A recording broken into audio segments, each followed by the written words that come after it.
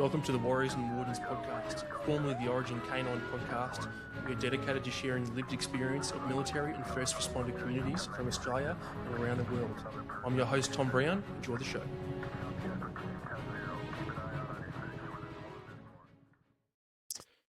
All right, g'day boys and girls. Welcome to another episode of Warriors and Wardens podcast, formerly Origin Canine podcast. And today we've got Jeff Tiegs on. Jeff is a mutual friend of my mate Dave Nielsen, who's been on the podcast previously. Jeff, welcome, mate. Thanks for coming on. Thanks for having me. Been looking forward to this for a couple months now.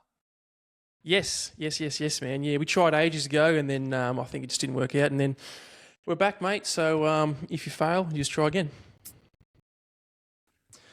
Mate, let's talk about early on in Jeff's life. I always go back and talk about early impressions, childhood, etc. with my guests, man. So do you mind just walking us through young Jeff growing up as a lad, and obviously, you know, how that sort of led into your career, what you do now kind of thing, man? Yeah. So I don't think there's anything all that dramatic, right? Like I look back on it, and there are a couple things that I think I took for granted. I've always been a leader. People have always looked to me for making decisions, you know, being captains of teams, picking teams, being an arbiter, maybe even a protector or a guardian. You know, since I was really little, I was a scrawny little kid. I've had my eyes fixed. I wear reading glasses now, but I wore glasses as a little kid. But I always felt like I was confident and comfortable in my own skin. You know, like I said, I couldn't explain these things to you when I was a little boy. Like, you know, I didn't search for identity. I just who I was. I think it was genuine. It was authentic, and I think I got past some of that soul searching and some of that identity that people are always searching for. I was born and raised in the faith, Wisconsin Lutheran. I was baptized as an infant, so my faith walk has always been something that was very logical to me. It was true. I never doubted it. You know, it's just been part of my life and my faith tradition. I think I credit my grounding in my own identity as part of that. You know, just one of God's children. You know, and you can look at that as you're only one of God's children. You know, and there's billions of them. I'm not special. And then there's I'm God's child. Like, you know, it's those things can be true at the same time. You know, and I'm gonna jump around a little bit, Thomas, because I'm in an interesting season right now because I'm writing again. And the first book that I wrote was looking back, really analyzing some of this, like, hey, what was I brought up in? What was the faith tradition that I was brought up in? What were the Bible stories that I anchored my life in from a child all the way to a man? And I translated those into how I applied those to a time of war. And it really was a cathartic process where I was writing about things that were still weighing on me from the war, so to speak. You know, if you look at some of those earlier drafts, I was a little bit more angry, maybe a little bit more bitter, resentful. I was naming names, you know what I mean? And then you take a step back and you really look at what is it that I'm trying to say and what is it I'm trying to share. And, part of that was really this introspection of what I learned early, what was drilled into me. Not necessarily the kindest way, right? It was a fairly strict upbringing, especially in the faith. But what landed and took root in my heart and soul shapes who I am today. So I'm working on a couple more books right now, and one of them that I just took this journey back through. And even though I've always been a person of faith, I was a young boy of faith, I was a young man of faith. Now I'm becoming an older man of faith. I've always recognized and felt like something was missing, right? Like, I wouldn't say I'm religious. I'd say I'm a man of faith. I'm a follower of Jesus. I love Jesus. It is my life. It is my walk. It is my talk, but I'm not religious, you know, and you pointed at me, and I think there's a lot of guys that recognize and understand that. So this was going all the way back to when I was a child. I don't think it's in this next book. I think it's in my second book that's coming out.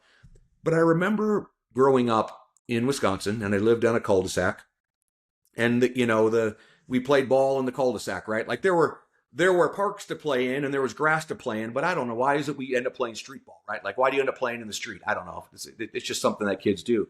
So we had this cul-de-sac, and we had our neighbor kids, and they were all kind of our same age. And there were a couple of sisters on one side of the circle. They were a little older than us. They actually babysat for many of us. So that's how I knew them. They were maybe, I don't know, 5, 8 years older than me and my brother and sister, and they would babysit for us. And one summer, I realized that one of the girls was gone. She hadn't been around, and I didn't notice immediately. I don't know how long it had gone by. And I asked my mom, and I said, Mom, what happened to? I'll pick a pseudonym. What happened to Deborah? And my mom said, oh well, Deborah, she went away for a while. And I'm a small kid. I'm probably, I don't know, maybe 8, maybe at the most 10. Youngest 5, 10, somewhere between 5 and 10 years old. I said, well, what do you mean she went away? She said, well, she got pregnant, and so she has to go away for a while. She can't go to school, and she can't go to church, and she's up north with the nuns. They're going to take care of her until she has her baby. And I thought, that's terrible. Like a young girl, she must have been 15 or 16. Like I'm thinking as young as I was, I'm like, this has got to be a tough time for a young girl. Like she's having a baby. I didn't quite understand what any of that meant, or the pain that was involved and all that. I didn't understand why she would be ostracized, but I knew in my heart something was wrong. Like I felt like this is the time when the church stands up and they put their arms around this little girl, and they protect her, and they help her through this, and whatever, they help her through this pregnancy. And when this baby comes along, they help her raise this baby. And I realized that's not the way it is or was in the 70s. It's a little bit better now, so to speak. We're still very much judgmental and ostracizing of people, but she had to go away. And then I asked my mom further. I said, well, she's Catholic, and she went up to the nuns. We're Lutheran. Where do our girls go? And my mom said, just kind of matter of factly, oh, they go to the nuns too. We don't, they all go to the nuns. And right then and there, I also realized, not only is there a problem with religion writ large, but there's a problem with my faith. We outsource the taking care of our girls that are in a tough spot, And I think if I had the opportunity to ask my mom about this, I don't think she'd remember. I actually asked my sister. My sister Jackie she's the keeper of the memories. I don't know if you have one of those in your family. I mean, one of these siblings, is it you? Yeah, one of the siblings just remembers everything, And I asked Jackie about this, and she said no, she didn't remember this. So this was my story, right? This is something where God flicked me in the ear, and He said, little boy, you walk with me, you talk with me, you're in relationship with me, you have a faith tradition that is beautiful, but it's not complete, and never look for this completion and this relationship in religion and tradition alone. Continue to seek me. So again, Thomas, I'm speaking to you as an older man, right? But I know even as a young boy, I understood all this, even though I couldn't communicate it. So, again, if I asked my mother about this, she wouldn't remember, or if she would, she'd be like, oh, I remember we had that discussion. Then you went on and played in the mud again and got dirty. There was not an inflection point that was noticeable to anyone else, but it changed my life.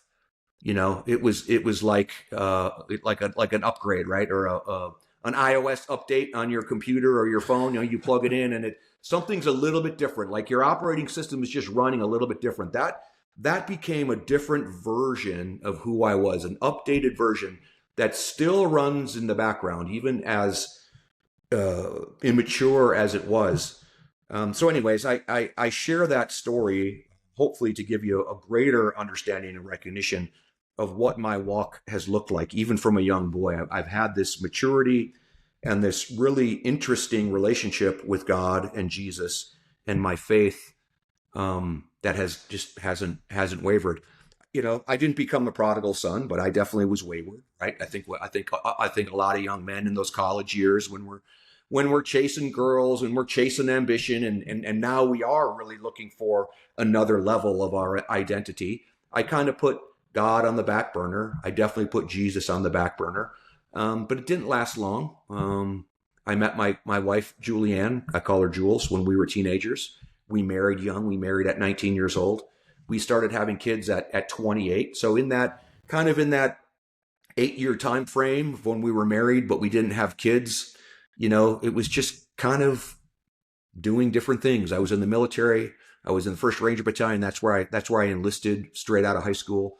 That's where Jules and I got married. I did 5 years there. Then I went to college. And again, those college years were college, right? Like we had roommates, and I ran cross country and track, and our home became the unofficial track house where parties would happen and guys and girls would come and go. And, Jules and I were kind of like, Jules was the den mother. I was like another one of the frat boys, so there were these times that again, I never turned my back on God, but I didn't have him in front of my face. And he waited for me, and he showed me when my sons were born.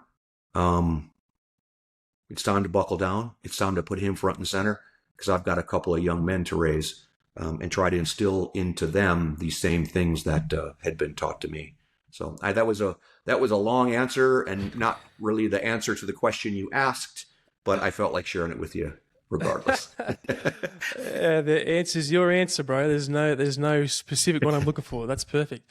But also, man, it's interesting, and there's a lot of stuff in there we could extract out, man. But biggest one for me is, granted, you're an older man now, reflecting on childhood, but that's still a very perceptive thing for a 10-year-old to pick up. Maybe at that stage you were making that delineation between, like you said, faith and religion. One's sort of like there's substance to it, it's a relationship, and the other one is structure and rules and community and conventions, etc. And you can sort of extract the differences there.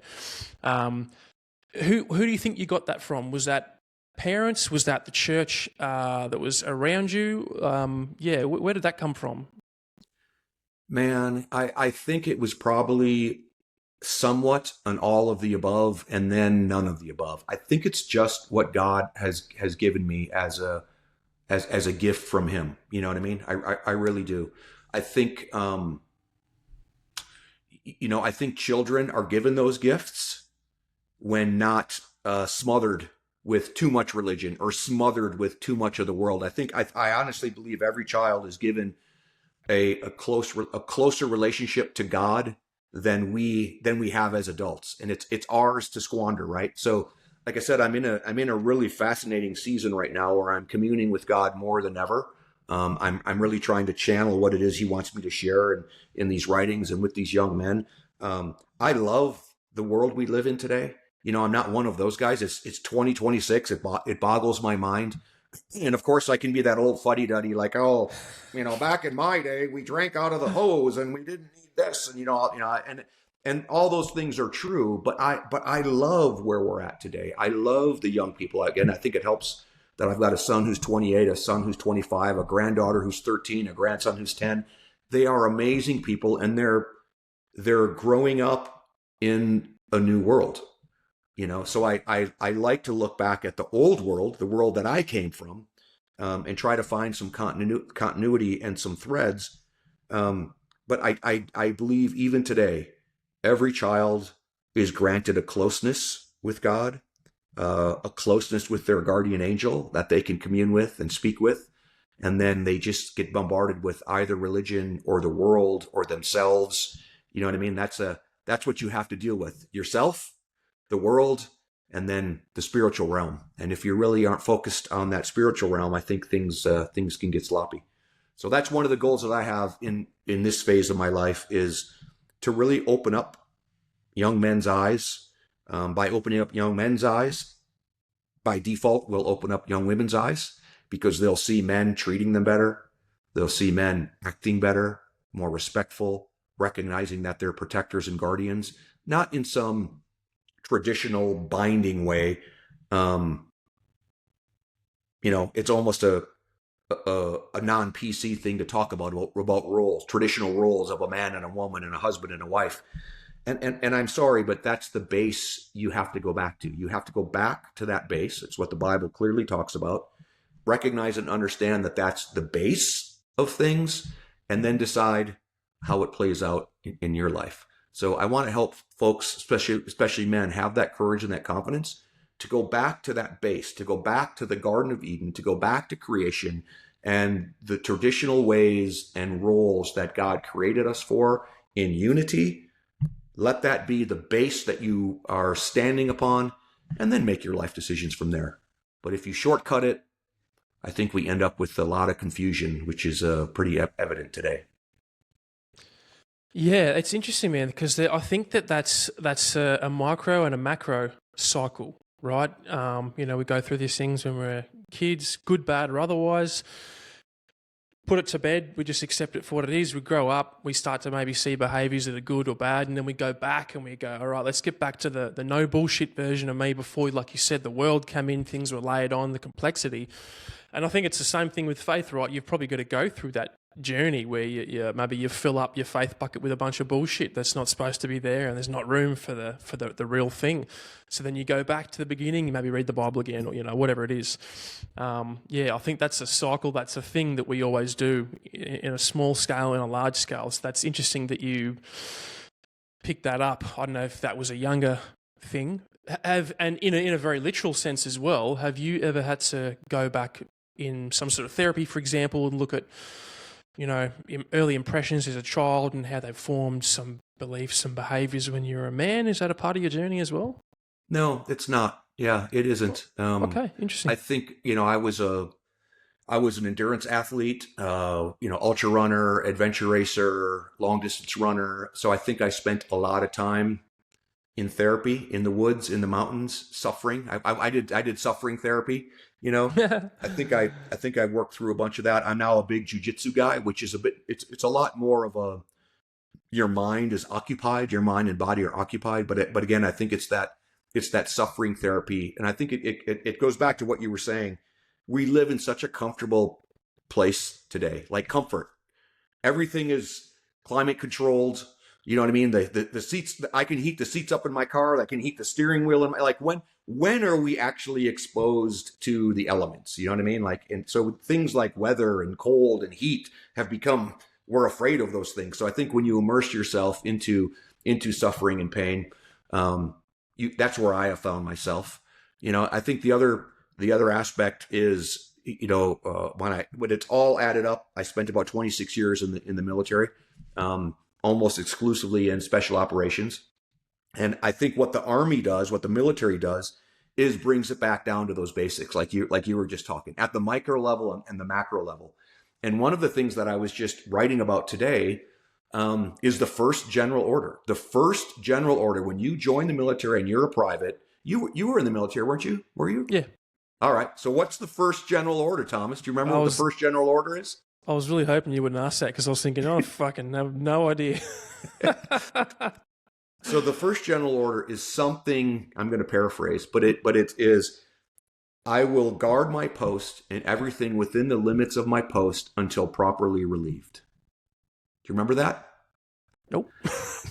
Maybe it's an American thing, but again, when you're teaching a private, that's the first general order. Is if you are placed to guard something, you will guard it, and not just that thing, everything within the limits of my post until properly relieved.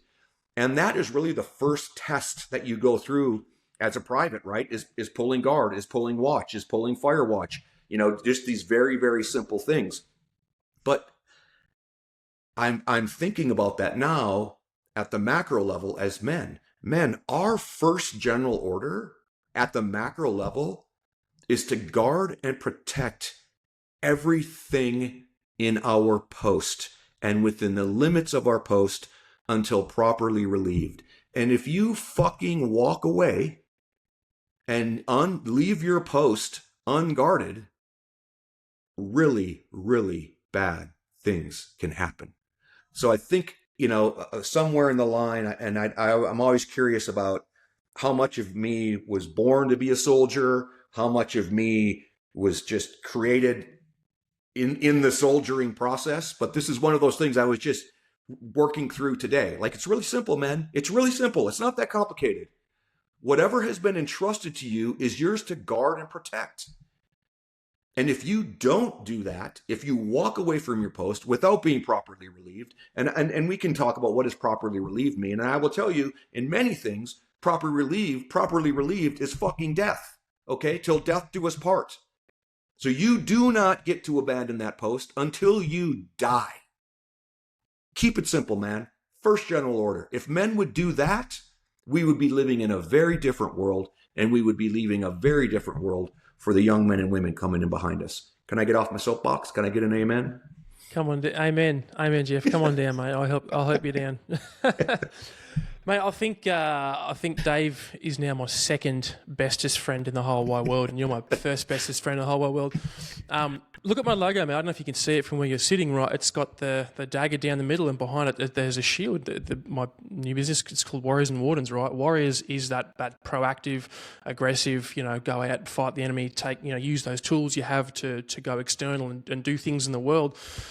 And I'm talking metaphysically here, and then the shield is that internal part of yourself, like you said, it's the warden, right? It's the protector, the custodian of a domain. And I think that we need a bit of both, right? And I mean that that can be literally, like a warrior, a soldier goes overseas and fights the enemy proactively. The what do you call emergency services, first responders are the shield. They are the protectors of the domain that we have here. So, physically, metaphysically, it's all kind of there, man. That's interesting that you were saying that, dude. Yeah, it's interesting. Well, and I love the imagery, and the imagery that's in my mind right now, because again, as I'm writing, I want to speak truth, and I don't want to alienate people. So in my mind right now, I am imagining a man and a woman both with a shield. A woman has a shield, and you interlock that shield with a woman, but the man has the sword. You know what I mean? A husband and wife, a man and a woman, they were created to be equals. They were created to help each other, and a woman has a shield. Again, with that spiritual shield, she oftentimes is more of a shield for the family than the husband especially when he's out chasing dragons and he's out chasing the wolves, So the husband and wife need to lock their shields in place, but the husband, he is holding that sword. And I think when women are too obsessed or feel like they're called to hold the sword, man, we're missing something. It's the interlocking of the shields that's way more important than the sword. The sword comes second. Yeah, dude, you got to protect that inner citadel, so to speak. Yeah, man, that just what you were talking about there, I could extract a lot out of that. I won't, because it'll just take us down. It'll take us down a path that we'll never come back from. But dude, I want to get back to a bit more of a literal sort of linear sense for you. Obviously, sure. Those early impressions and obviously form the basis of your beliefs now, hence moving forward, writing these extra books and stuff. I read your first book, by the way. Fucking amazing. I loved it. Thank you. Loved it, man. Thank you very much. Yeah. It's right behind you. Where have all the heroes gone? Yeah. It was such a great experience. And that's the journey I'm on. Again, this is why I love getting on podcasts and talking about this. And this goes all the way back to my parents and the tradition that I was brought up in. I have my entire life. I have over 50 years of grounding in the base of the Bible with no doubts in my mind. So it frees me up to just find these Easter eggs, to find these things that God has woven into the story for us. And I think because that's my journey, I want to share that with others with the hope that it just brings their faith to life. What I talk about isn't really the meat and potatoes. You know what I mean? Salvation is very, very simple. But we get lost and we get bored. So I really like to add some of the seasoning to that meat and potatoes, especially for men who are looking for adventure and legend and myth and just becoming the hero that God has called them to be. Yeah, I mean, that's probably a perfect segue, to be honest, because if you've, as a young man or as a young boy, you've had these impressions with the church, you understand faith versus the structure of religion, but still looking to go out and prove yourself, find out who you are, you've obviously got a very strong sense of identity, like you said. At what point did the military come into your head? And do you think that was like, for lack of a better term, a deviation from those beliefs when you were a young boy, or was that all part of it? It was definitely all part of it, and I think it was just an extension. And I don't have a good answer. I can't even barely remember. I know that in 1987, I was finishing high school. I wasn't sure what it was I was going to do. I think I was looking at some colleges. I was a competitive runner, but not competitive enough where colleges were knocking down my door. Again, that's another life lesson. Be careful what you ask for. If I was a little bit faster of a runner, I would have gone to a D1 school and ran cross country and track and not gone into the military. You know what I mean? So it's like except that running ability took me a long ways in the military. It set me apart and it created a lot of opportunity. So I really wasn't sure what I was going to do.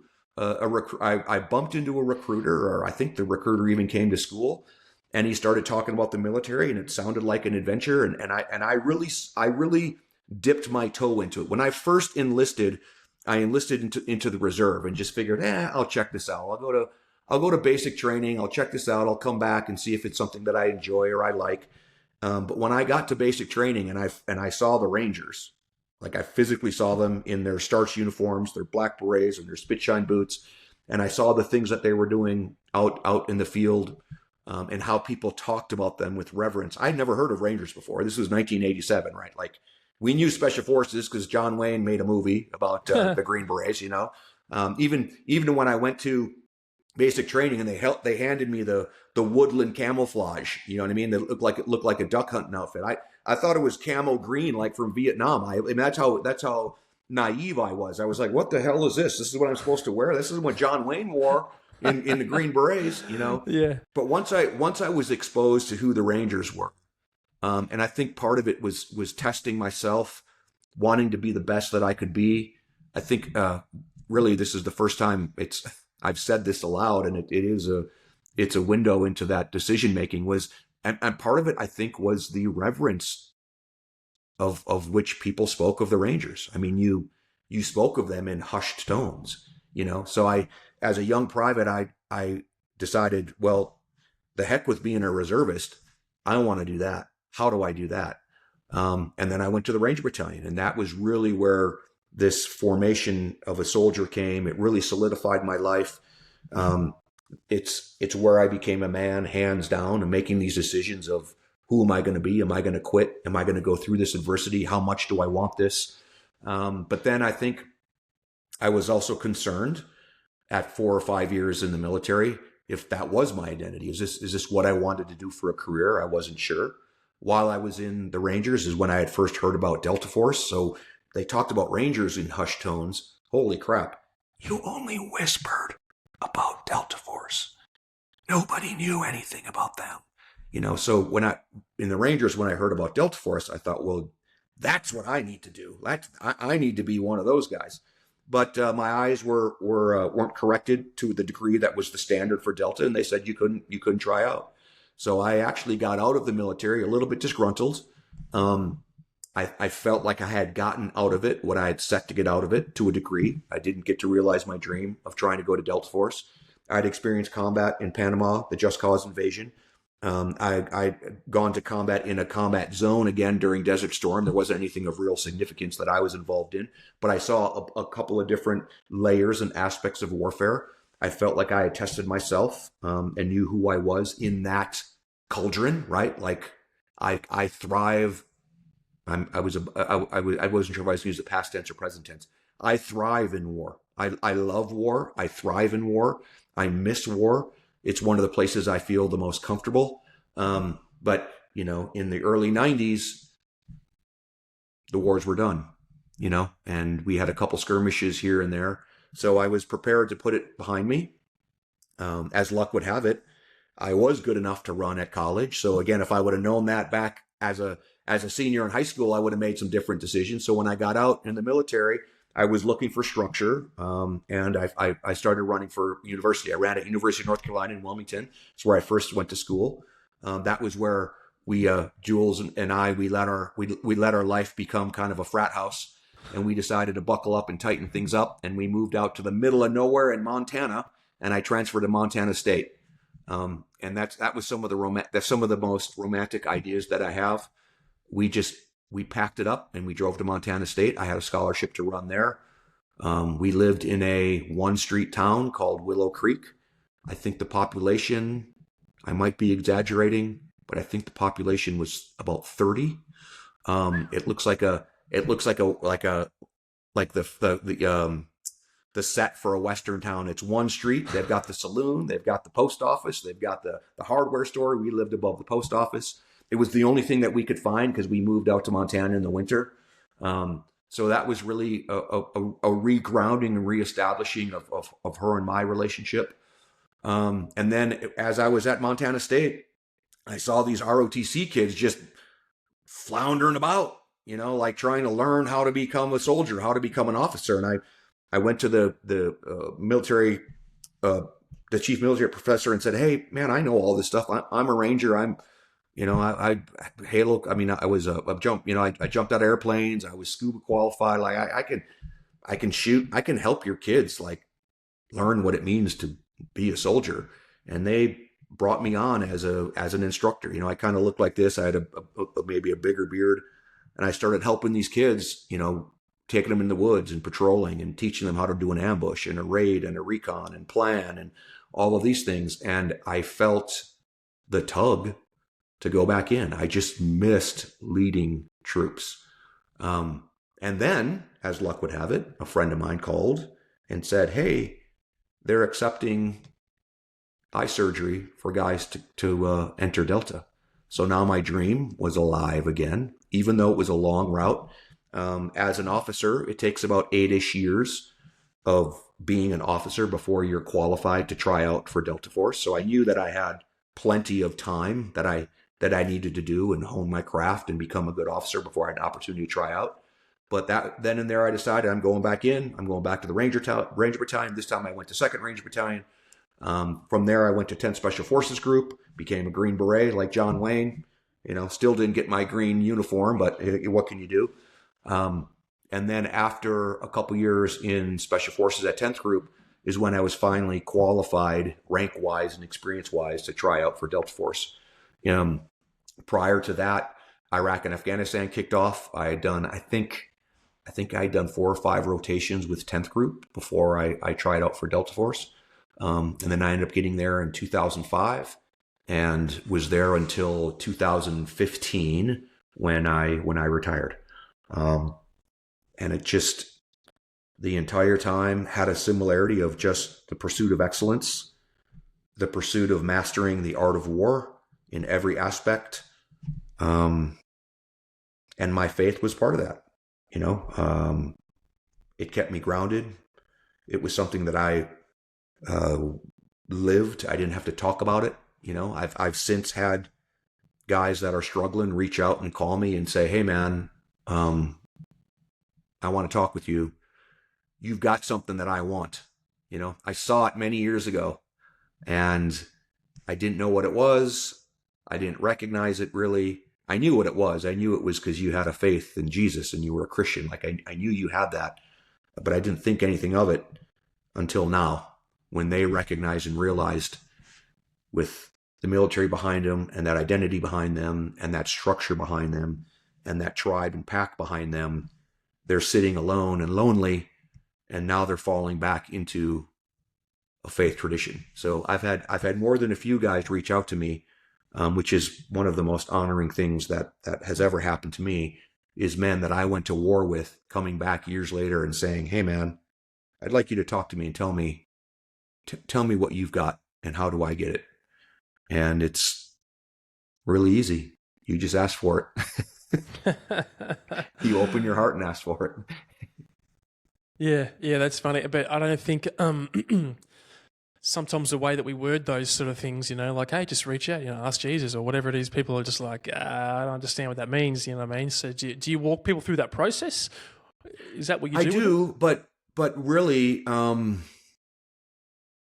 when somebody is thinking about taking their life, when they are at the bottom of a deep, deep cave, it suddenly makes sense to just throw up your hands and ask for Jesus' help. I think that's the fascinating thing. Men who are highly capable, like in special operations, they don't need God. They can do most of it. I mean, it's incredible when I think back to what the men and women did that I worked with. I mean, things that look like it should have been a stunt double. The wars in Iraq and Afghanistan they were movies, except they were real life and death situations. So even, there are plenty of men that go into war not thinking they need God, and they leave war not thinking they leave God. There's a couple things that I take umbrage with, and that is that saying, there's no unbeliever in a foxhole. Yeah, there is. There's plenty of them. And in fact, a man who survives death over and over and over, he really has a hard time recognizing and realizing he needs life. The other one I always bristle at is this saying that, anyone who says they weren't afraid in war is a liar. Again, I've never been afraid, not once. I don't agree with those. Now, what I would say is I didn't storm D-Day, right? Like I wasn't on the beaches of Normandy. I didn't experience some of those things, the Battle of the Bulge, and that helplessness. There is warfare that I haven't experienced. So I think maybe in those situations something feels different. But I also kind of bind my experience with the professional military. The Rangers are the most professional entry level unit you can get into. The Green Berets are another one level of expertise and professionalism, and Delta is the pinnacle. So I would say a professional warrior, a professional soldier, does not feel fear in combat, and plenty of them do not feel the need for a savior. But when those things are stripped away and you're alone, I think those ghosts come back. And I think that's what we're experiencing. And there are plenty of us out there now trying to talk about it. Dave talks about it. I'm sure you've talked about it ad nauseum on your podcast. How do we reach these men who are deciding that the right answer is to kill themselves? Not the right answer. Yeah. I mean, they've got dragons to slay. Their heroic journey is not over. It isn't over until you are properly relieved. I like that. I'm probably going to forget that, by the way, Jeff, now that you've told me with this amazing story. First general order. I just want to rewind a little bit. There's a lot of stuff you've got in there. Rangers in particular, I want to chat about. And before that, I just want to make a little note about it. So the reason I ask about childhood is obviously I want to know the impressions that formed who people are today. Maybe some people don't sort of appreciate that until they need to. But I think a lot of the people that I ask that to, maybe they assume that I'm looking for trauma or I'm looking for some sort of adverse event, for example, or a big thing that they've overcome. But in your story, that's not really there. Like you said, that's sort of inherent. I don't know. Anyway, I just thought I'd mention that. I find that fascinating because a lot of people in our line of work have had traumatic childhoods, have had to overcome really adverse things, which has then made them go to join the military looking for something that wasn't there originally. But you've said it was already there, that stuff. So were you looking for combat? Were you looking for the excitement as well, or you just wanted to add more layers to who you were? Like you weren't filling a hole, so to speak. Yeah, I don't think I was conscious of any of that back then. Like I said, it was just my life. What you and I are talking about is in the rearview mirror, right? It's in retrospect. I mean, I never felt like I was, good enough. I never felt like I was fast enough, strong enough, smart enough. But I don't mean that in the way that most people mean that. It never made me feel bad. It just drove me to try harder. Does that make sense? Like it's one of those things like, I just never had that feeling of not being good enough. You know what I mean? And I think this goes back to, I am a child of God. Like he is my father, and he sent his son to come for me. That's value. I am valued. Yeah, I want to be smarter. I want to be stronger. I want to be faster. I want to know this. I want to know that. I want to test myself. I want to see what God has in store for me. So it was a different kind of a drive. You know, when you talk to people, the best athletes have one thing in common. They hate to lose. They hate to lose more than they love to win. You ask anybody, you ask Michael Jordan, you ask Federer, you ask any of the greatest athletes out there, they will tell you, yeah, I loved to win, but my despising, my hating losing was higher than anything. I've never hated losing, and I've never really been that interested in winning. It just was the pursuit, you know? And I'm grateful for that. Again, I think I'm speaking a foreign language to a lot of people. I didn't realize it was a foreign language until I started talking about it. I thought everyone just lived that way. Yeah, we lost, we live to fight again. You know, we do another, you know, we keep working. Even in combat, you know, I never lost a man, even though we pressed hard. It's one of the things I'm the most proud of. You know, I estimate probably 1,000 different missions that I've been on, and I've never lost a man, and we pushed hard, and I think it's because, again, we just had this recognition of knowing the enemy, recognition of knowing the limits of ourselves, working within those boundaries, and just coming out successful. So yeah, I don't know, man. It certainly wasn't there at the time, right? Like, this is all looking back, you know, and even now I look back, and as a young boy, you dream of being a hero, you know, and you dream of a moment that you can look back on and being like, that was heroic. And man, I have awards, you know, I have a Silver Star for valor. It didn't feel heroic, not in the least. You know, it was just something that I needed to do at the time. So I'm still waiting for that moment, and I've come to the realization it's not going to happen. You know, on my deathbed, I'm not going to be able to look back and say that was what it was all about. This is where God had me, at the right place at the right time to do what he needed me to do. I've given up on that. I think I had searched for that throughout my time in the military. And now I just think it's the whole package, right? Like, it's when I weigh my life, it's not going to be a pamphlet. It's going to be a book. He didn't do anything spectacular, but he was consistent, and he fucking did his best in every aspect of it. Yeah, I like that, man. And I think, like you sort of alluded to, sometimes people, or maybe I asked you that question that way, but sometimes people are looking for that big grand final one, right? Finally, I made it, you know, I got tested and I'm good, you know, I can get that tick off. But like you said, you know, you're probably not looking for that moment to start. And then second of all, even if you were, it never happened anyway.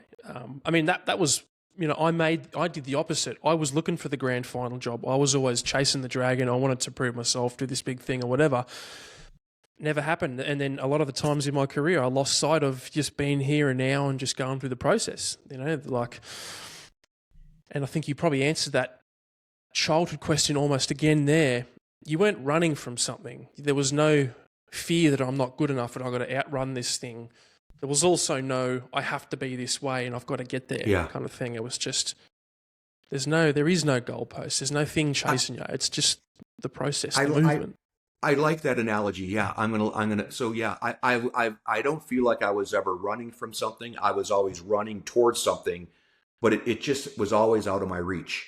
You know, so again, I think that's a concept you can understand. Maybe you were running for something, but you felt like, you know, there was a victory at the end, or something that was tangible, and it just never is. It's just always just a little bit out of your reach, you know. And I want to go back to something, because you said something really important that I think people are beginning to recognize and understand. And I came to this realization a couple years ago. A lot of men and women that are in the military, especially in these elite units, they're running from something.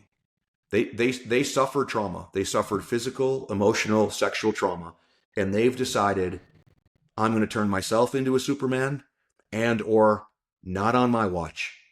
Not on my watch will anyone I love ever be abused again. So I do think that that's a huge undercurrent of what's driving men in special operations that we really haven't come to terms with yet. So when when the war dies down and the noise and the pursuit dies down, they're left with that trauma that was inflicted upon them when they were 6 years old and 7 years old and 8 years old. And the sooner we get to terms with that, the sooner we're going to start healing these guys. It isn't the war that's breaking them. The war held them together because they were able to not think about or not dwell in that pain and that trauma. And, you know, I know this well now. I'm jumping way far ahead, but it's to the present day in the counter sex trafficking space. I deal with trafficking survivors, you know, and the trauma that they endure is very similar to the trauma that a lot of special operations soldiers endure. You know, it's just how do you deal with it? How do you package it? And once it starts leaking, it's really hard to put the genie back in the bottle. You've got to find something.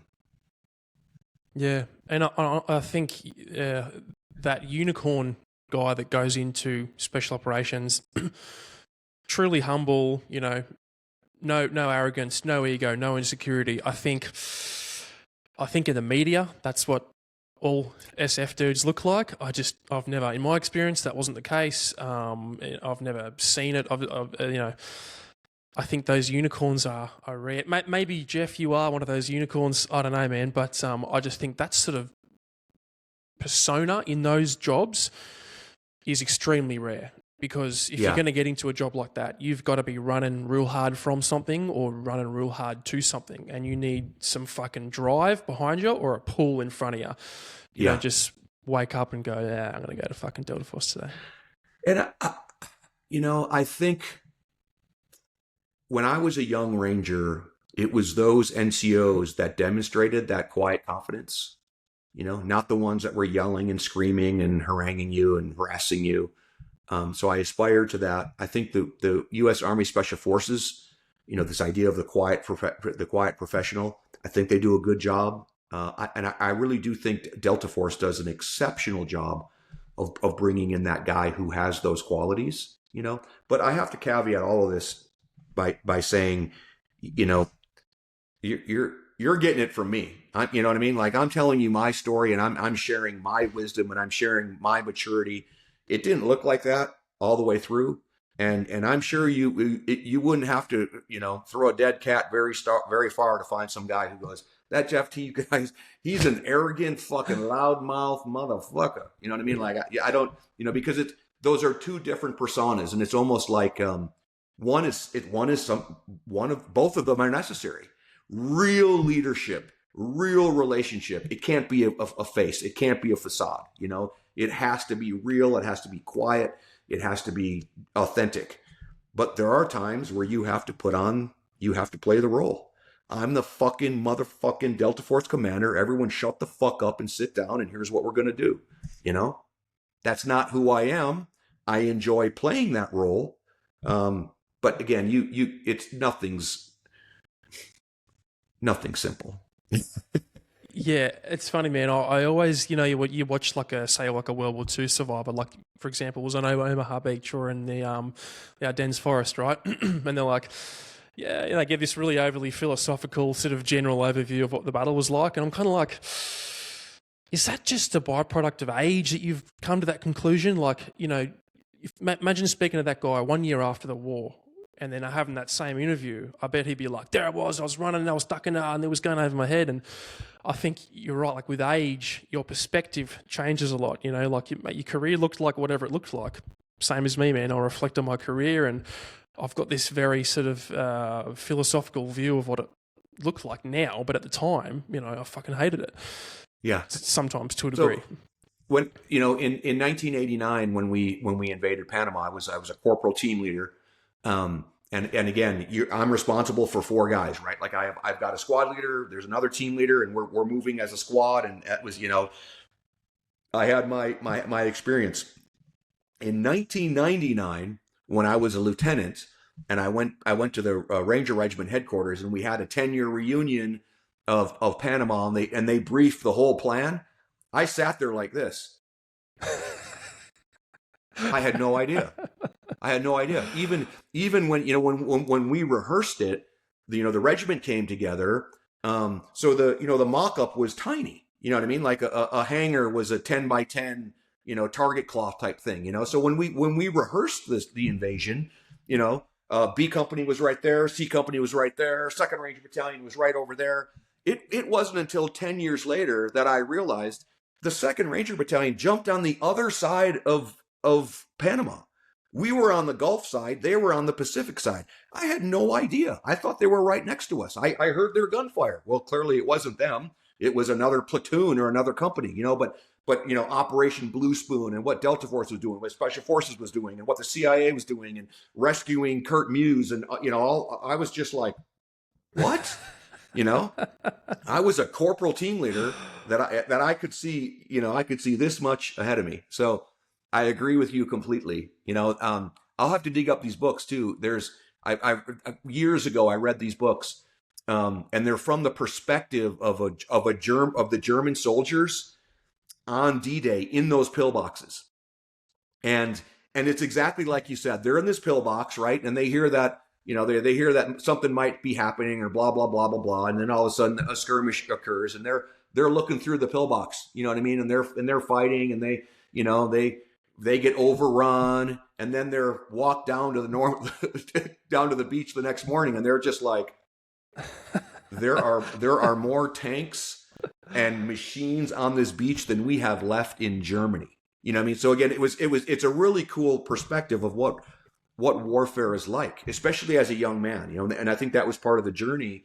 As I became a captain and a major and a lieutenant colonel, like my job was not to get sucked into that foxhole or that optic. My job was to see the fight, the three-dimensional fight. So I think that helps in being able to step back from those things.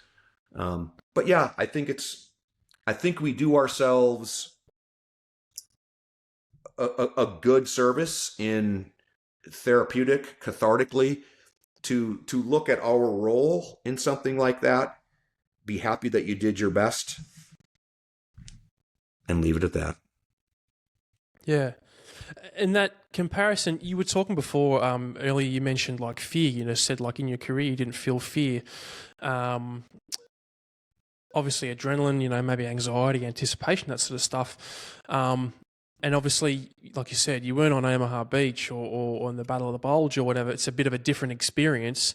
What about jumping into Panama? That would have been, was that your first experience with combat? It was jumping into a foreign country, which is extremely rare. Like, there's not a lot of people running around with little stars on their jump wings these days.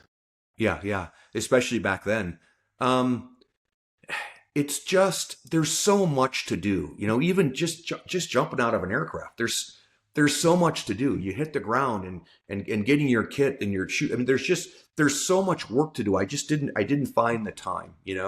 But I also would say, I guess, I don't feel like I really came to terms with my own mortality, that I might make it out of this alive, until I was in 10 Special Forces Group. On probably, one of my trips back to Iraq, I realized, I might die doing this, but I'm okay with that.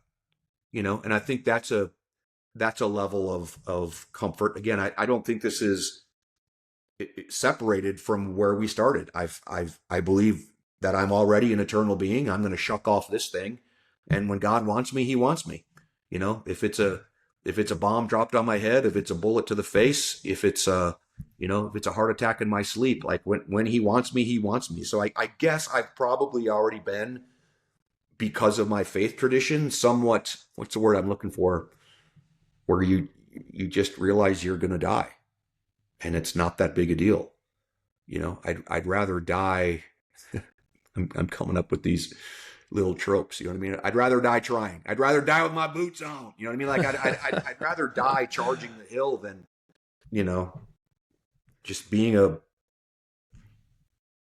timid person who just wastes their life. I don't think there's much worse than wasting your life. And I think that's something that, as believers, we should talk about more. Play it safe every minute of the day. That's what God wants for us.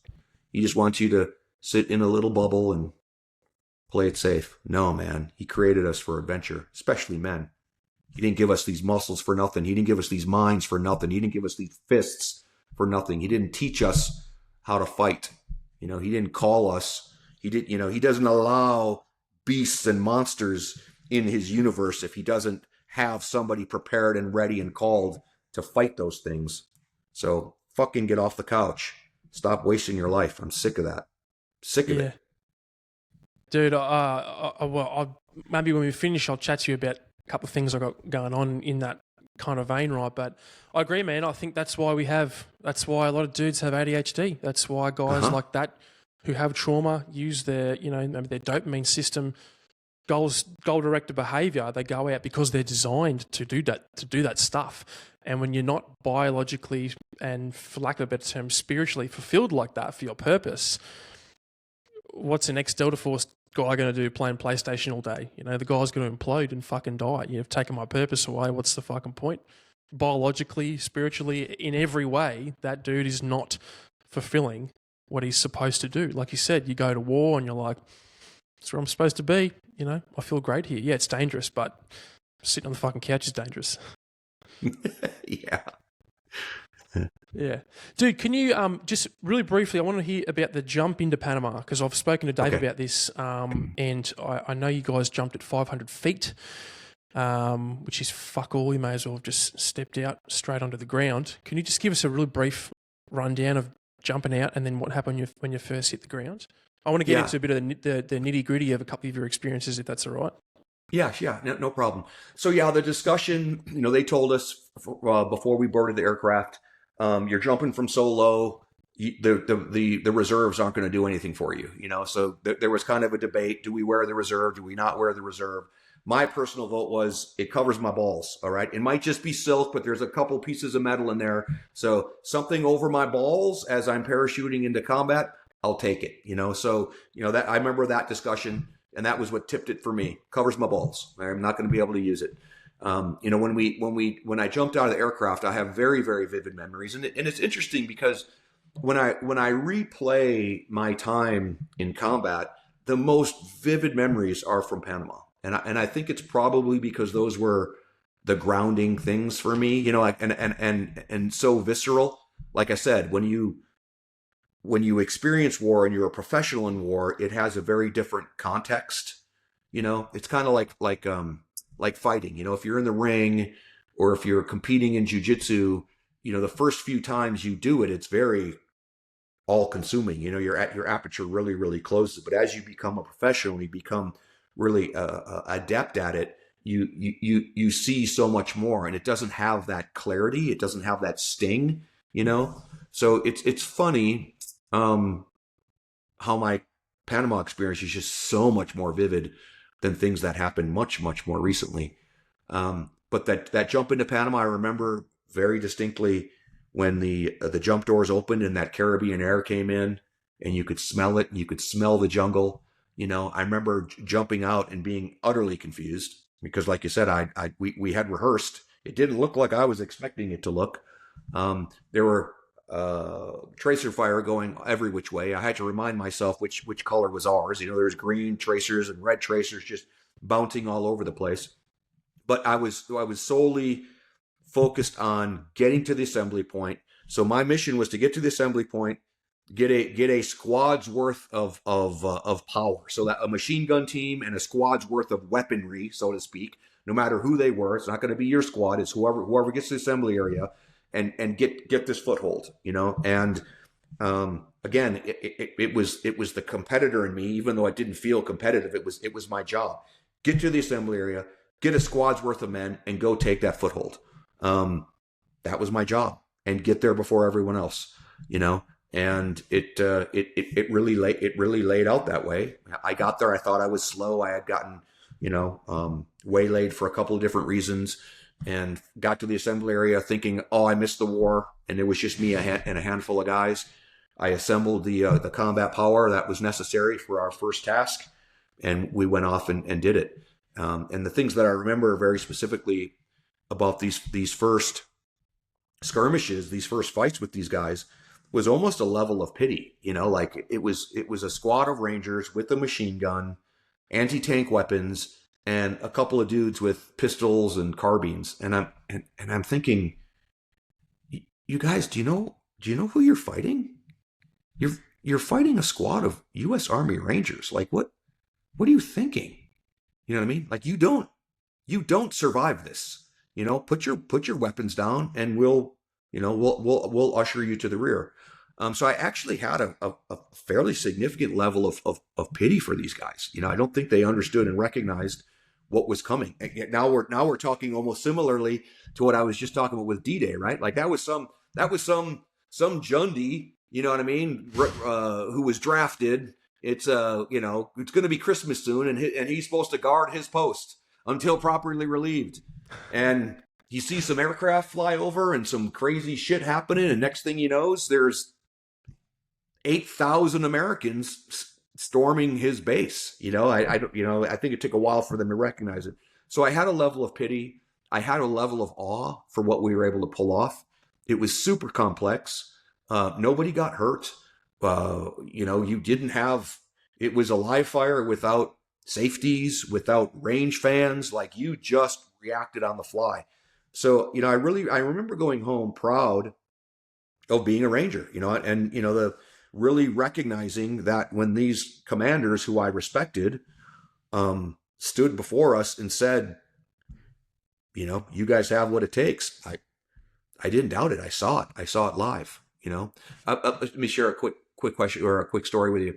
So when we got back from Panama, we got that little bronze star on your jump wings, that mustard stain. I think I write about it in the book. Did you? I was going to ask you about this anyway, yeah. but that's perfect. Yeah.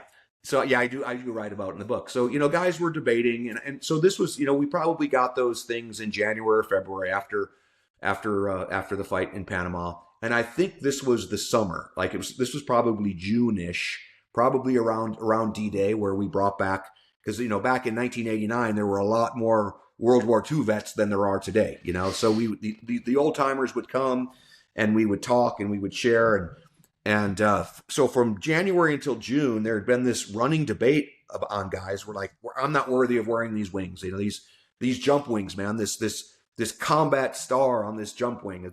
Look what they did at Market Garden. Look what they did at Normandy. Look what the Vietnam Mac V SOG did. They jumped into combat, never to be heard from again. Like, we are not worthy of this. And I honestly don't remember which side I landed on. I probably landed on the side of, we did what we were asked of, and I'm proud for the award. I don't remember specifically, but I do remember vividly. We're sitting there, a bunch of young Rangers, probably average age of 19 or 20. And there was a couple of old World War II vets, already old as fuck, right? Like 1989, what is that? That's, 55 years. So yeah, so they're at least in their 70s. And I remember a guy, it said to them, hey, we want your opinion. We've got these jump stars on our wings. We've been awarded a combat jump, but it pales in comparison what was asked of you guys. It pales in comparison to what was asked of many of the men that had gone before us. What do you think of this? And again, I'll never forget this old timer. He was in a wheelchair, all hunched over to start with, and he kind of put his head down and he paused. I thought that might have been it. That was his last breath. It was just this real dramatic pause. Why did you ask that stupid question? You killed him. Yeah, exactly. Yeah, exactly. The last thing he ever thought about. And he said, Ranger, he said, did you guys know what was on that drop zone? And we didn't understand what he was saying. And we're like, well, I mean, we kind of did. We had reports of what was happening. He said, no, that's not what I mean. He said, you didn't know what was on that drop zone, did you? And we said, well, no, we didn't know what was on the drop zone. And then he said, would it have mattered? Would it have mattered? Whatever was on that drop zone, would you have jumped? And we, to a man, said, yeah, it didn't matter if it was Satan's hordes on that drop zone. We were going to exit that aircraft and we were going to hit the ground and we were going to do our job to the best of our ability. And that's when he pointed out and he said, look, Rangers, that's why you are awarded that star. It's not necessarily what was asked of you, but the mere fact it didn't matter. Whatever was asked of you on that day, you were prepared to give your all. So wear that star with pride. And to this day, it's hanging on my uniform, and that's how I feel. And again, now, we continue to look at this macro level. The day I get to heaven, I'm going to plead my case. And again, I'm pretending. I mean, we know how we get into heaven. Jesus paved the way, but I'm pretending like we have to kind of plead our case. And I'll say, I didn't do what so many had done before me. You know what I mean? Like I'm not worthy. This person gave their life, and this person sacrificed this. But I know, again, just like this jump star, it doesn't matter. What God asks of me, I will do. What God asks of me, I will sacrifice. What God asks of me, I will give. And it doesn't matter. It doesn't matter what I'm prepared to do, what it is that He asks. And to me, that's a life worth living. It's not the thing that's going to get you to heaven, but it's the thing that I think you can look back at as an old man and say, that was a life worth living. I was afraid of nothing. I confronted everything that the Lord put in my path. That's what I want to be able to say. And that's such an important lesson to learn so early in your military career, especially after your first combat experience, right? Because then you can take that, and then no matter what happens the rest of your career, you're like, I signed the dotted line. I hate saying it that way, but you signed the dotted line. You're prepared to make the sacrifice, jump out of the aircraft, do the thing, get on the chopper, whatever. Yeah, and obviously you've carried that through your career then, right? So no matter what has or has not happened in your career, you've gone, I'm here, man. I said I was going to do it. I'm going to do it. Whatever happens, happens. I like that. And to bookend that too, yeah, it actually came up one of my last trips, if not the last trip to Afghanistan. I remember talking to the troop, and I said, look, there's no question America and the West has lost the will to win this war. We are not going to win Afghanistan. We are looking for a way to make a graceful exit, right? This was already back in 2012. I don't know what year it was. 2011. I don't know what year it was, but it was long before the disgraceful exit. But again, we knew we weren't in it to win. So guys were questioning, why are we doing this? Why are we sacrificing limbs? Why are we sacrificing we're still losing mates in this war that no one gives a shit about. And I was able to get the guys together, and I said, look, I agree with you, but that's not what this is about. This is about us. And we have been given much. We are here to protect the men and women that are on the ground. The U.S. and coalition partners that are from the Army, Navy, Air Force, Marines, they're on the ground in Afghanistan. And we're flying above in helicopters. And our job is not to win the war in Afghanistan. It's to protect those men and women, because they signed the dotted line, and they're there honorably and faithfully. So killing Taliban, killing Al-Qaeda, bonus. But the reason we're doing it is to protect these men and women that are living here for a year, and they just want to go home, dude. And we have spent our entire adult lives as men refining and becoming experts in warfare. So this is why we're here. It isn't to win a war. It's to protect the men and women that are our mates. And that's an easy sell, dude. It's an easy sell. Yeah. So even were you guys even not demoralized, not like you didn't have a clear purpose? Were you guys even having those conversations in Delta at that really, I mean, that was essentially the height of the Afghanistan war, from say like 2008 to 2012 kind of thing. Were you guys even having those conversations then at that level? Yeah, and I think it was mostly, I probably errantly talked about losing mates and losing limbs. I think that, I need to amend that story. I don't think that was the question, because like you said, everybody had already come to terms with that's what we do. Like, dude, we're ready to lose our lives and limbs in training, let alone in warfare. I mean, it's like, just the experience of it all. It was families. That's what I distinctly remember is like, look, man, if I go on another tour, I'm going to come home to an empty house. You know what I mean? My wife is going to be gone. My kids are going to be gone. I'm ready to lose my life or my limbs for this war, but I am not ready to lose my wife and kids over this nonsense. So that's what I very specifically remember some of the guys talking about. And we did have, I remember one guy specifically where, he's like, look, I mean, it was probably his 20th deployment. I mean, some of these guys went to war on 9/11, right? And now this is 2012. They've been fighting for 10, 11 years nonstop. I remember him saying exactly, he's like, Jeff, if I leave, I'm coming home to an empty house. And I said, fine, dude, find something to do. Nobody questions your courage. You know what I mean? This is not about your courage. This is not about your dedication. When all is said and done, and this is what's unfortunate, man, is I think, a bunch of these guys, they couldn't see that. They did sacrifice their wife and kids on the altar of warfare, I have to honestly say, I was prepared to do the same. It's by the grace of God that we survived and my wife stuck with me and we're here together. It's a testament to her. So I think that's another thing that guys are struggling with. We sacrificed a lot on that altar. And I think it's easier sometimes to live with a missing limb, a fallen comrade, than to recognize the alienation and the loss of a family. Yeah.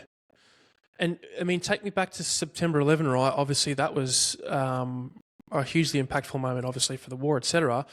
And that was a time when there probably was no question about, what would I sacrifice in my career, in my life, family, kids, whatever. Can you talk me through September 11 for you, and what unit were you in at the time? Oh, it's totally undramatic for me. I was in a staff course. Yeah, I had gone through the captain's career course, and I was in Fort Leavenworth, Kansas, going through the staff course. Got up in the morning to go work out, came back and watched these towers fall. Like it was completely non-dramatic. I had to finish up that course. After that is when I went to the Q course.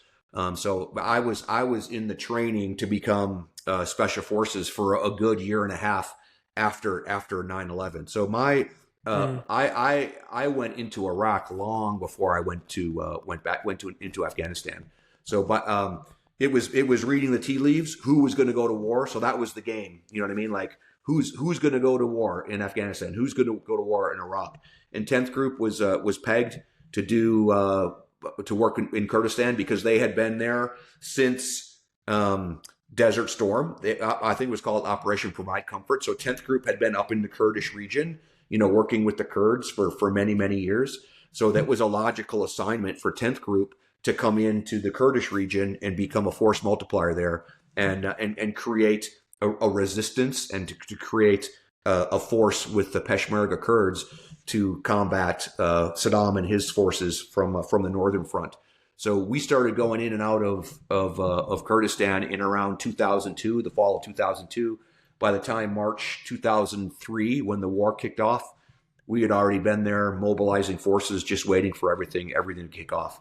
So as luck would have it, I was able to get to 10th Group, the unit that I got to. I barely knew them. Our first real time together was in Iraq, getting ready to go to war. Yeah, and so you went to 10th Group as an officer. Yeah, as a captain. Yeah, 18 Alpha is the qualifier. Yeah, we learned Russian because that was what we did. So again, I had whatever it was, 5 or 6 months of Russian language school before I got out into the field. So yeah, I watched the first year and a half of the war in Afghanistan just like everybody else on TV. Yeah. And when you did get there, when the war kicked off 2003, what was 10th Group doing? So we were on the ground up in Kurdistan. We were up near Sulaymaniyah. So there was the Green Line, and north of the Green Line is basically where we were assembling with the Kurdish forces. So once the 173rd jumped in onto a drop zone up there, I think it was called Bashar. We were on the ground. We were like the reception party for those guys. Once they hit the ground is when the war really began to mobilize. So U.S. forces started pushing forward, and our responsibility was with the Peshmerga forces. So it was really fun. It was wild, wild west. We had like Toyota 4Runners and technical vehicles that we had cobbled together. It was you see the horse soldiers from Afghanistan. We had horse soldiers in Iraq. So as soon as the war started, we flexed our muscles. We fought who wanted to fight. We accepted the surrender of those who wanted to surrender. And the North fell apart really quick. It was a mad dash to Kirkuk and Mosul to secure both of those airfields, and then building up more and more combat power from the North. It was really fascinating. Yeah. And did you have that same feeling like you had in Panama? You're kind of like, man, you guys just don't know what you're up against. Like now you're in 10th group, right? Even more elite than the Rangers. You've been there for probably months, right? And maybe this time you've got air support, you've got drones, you've got fucking gunship, whatever. Like you would have layers and layers of fucking lethality surrounding you. It's a good question. So, I didn't at first, because we would demonstrate a show of force, right? Like we really went in there. I went in with millions and millions of dollars on my back to try to buy off these regiments. That was, so we were communicating to those guys saying, look, what's it going to take to not fight? You know what I mean? And then we'd haggle with them. I remember one battalion commander, he was like, carton of smokes, I'll give you the whole battalion. We're like, deal. There was all different levels of brokering, what their surrender would look like. And so we were in these discussions through the Kurds, and a lot of them knew each other, right? Like, because these Iraqi forces, they'd been up in the north for a long time, and they were quasi-friendly with the Kurds. So it really was just calling guys in and saying, hey man, this shit ain't going to end well for you. You know what I mean? I'll give you a pack of smokes, we'll buy you a kebab, we'll call it a day. You know what I mean? No, that's not going to do it. How about $1,000? How about $10,000? How about $200,000? We had this freedom to really purchase victory up there without having to fight. And then if they were obstinate, then we would bring the B-52s, and the B-52s would circle, and we'd start stacking air, and now they would see it. We'd have a little show of force. But I didn't feel sorry for them like I did in Panama until we broke through the lines on our way to Kirkuk and Mosul. And Thomas, these Iraqi soldiers, some of them were chained in the trench. Others, the trench was filled with oil up to their knees, and the officer was threatening them if they would retreat or surrender, he'd light them all on fire. So it was like, I didn't feel sorry for these guys until I saw them, and many of them were children, you know what I mean? And one of, what through the history of warfare, they've always done this, and Saddam took a page out of that old playbook. These guys that were fighting up in the north, they were from way down in the south, because there was nowhere to run. They were from Basra in the south and Nasiriyah, and they were up in the mountains of Kurdistan, so at that point, it was a very, I've never really thought about it this way, dude. It was a good question. It really was a flashback to these Panamanians. Their uniforms were almost the same. This drab green uniform, as we rolled into Mosul and to Kirkuk, there were thousands and thousands of soldiers just walking around in their underpants because they just, they surrendered. They took their uniforms off. They had their combat boots on, and maybe a cap because it was still a little bit chilly. There were tanks idling on the side of the road. There were rocket propelled vehicles sitting on the side of the road. It was one of the strangest things that you'd ever witnessed. And we were just in our Toyota Hiluxes, cruising down the road, making a run for Kirkuk, just bypassing everybody. So yeah, I definitely felt sorry for them. And then the war morphed, and much of Iraq and much of Afghanistan became man on man. We dumbed the war down very dramatically to close quarters battle, man on man. They resorted to IEDs, man on nothing, So, yeah, I never from then on out had any mercy for the combatants in Iraq and Afghanistan. Yeah. Man, there's a strange duality there. You know, it starts as this really conventional war with they've got no interest in fighting it, and then maybe those same guys were part of the insurgency. Or fucked if I know, maybe they were, maybe they weren't. But then when it turned into an insurgency war, it was like, all right, well now it's fucking serious. That's such a strange thing. It should almost be the opposite. Yeah. We've got battalions of dudes. We've got tanks. Maybe they had an air force. I don't know, but yeah, Yeah. I mean, yeah. In a way, it makes sense. In a way, it doesn't. You know, why would you want to come up against the U.S. Army with the shitty Iraqi Defense Force, whatever that was? And then maybe an insurgency war was easier. Well, But yeah, I've never thought about it that way. We really have to separate Afghanistan from Iraq. They're very different wars. They're very different cultures. Nobody has conquered Afghanistan. I mean, even Alexander said, fuck it. Napoleon said, fuck it. You know what I mean? Like, it just, there's just nothing there. There's not the infrastructure, and the fact that we had a porous border with Pakistan. So let's just leave Afghanistan aside. You gotta give the radical Islamists their credit. I mean, that war was something very, very different from March until about July, August, maybe even into September. We were moving towards peace. I remember I was a special forces guy. I've got my ear to the ground. I'm in with the people, and we started to hear these grumblings of a resistance and an insurgency and Al Qaeda. So I think in another world, in another scenario, Iraq would have been completely different. Radical Islamism and Al Qaeda, they decided to make their stand. They planted their flag quite literally in Iraq. Al Qaeda in Iraq, AQI. They got their blessing from Osama bin Laden, and that became the new front. And it was fascinating to watch as a special ops guy.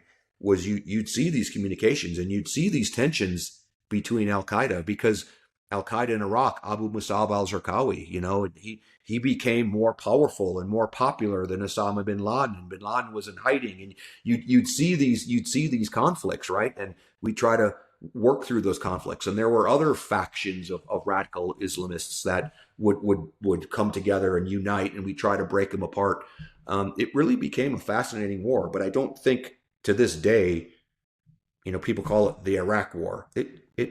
It started as the Iraq War. It became the war against radical Islamism that changed its name from Al Qaeda to Iraq, to Islamic State of Iraq, to Islamic State of Iraq and Syria. Now Al Qaeda senior, a kind of senior leaders in the Maghreb. I mean, there's all these names now.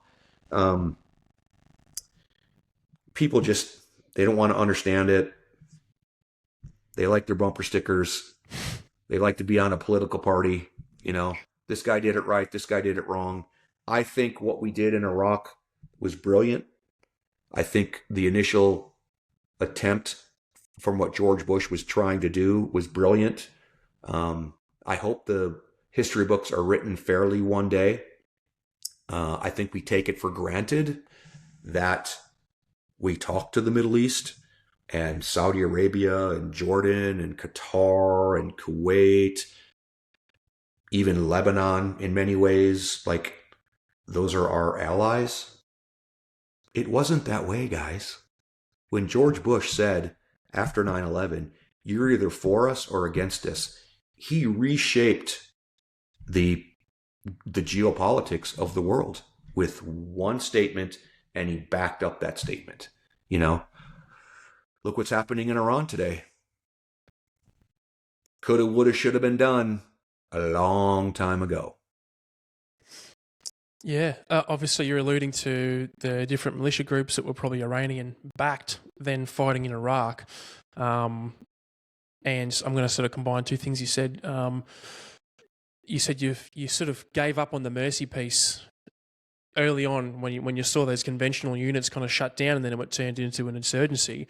Is that because you knew that this is not the Iraq War anymore? This was, Shia militia groups, Iranian-backed terror groups, or whatever it was, did that obviously change the dynamic for you? And you've gone, okay, cool. Well, this is, these guys really hate us, so we're going to fucking kill them.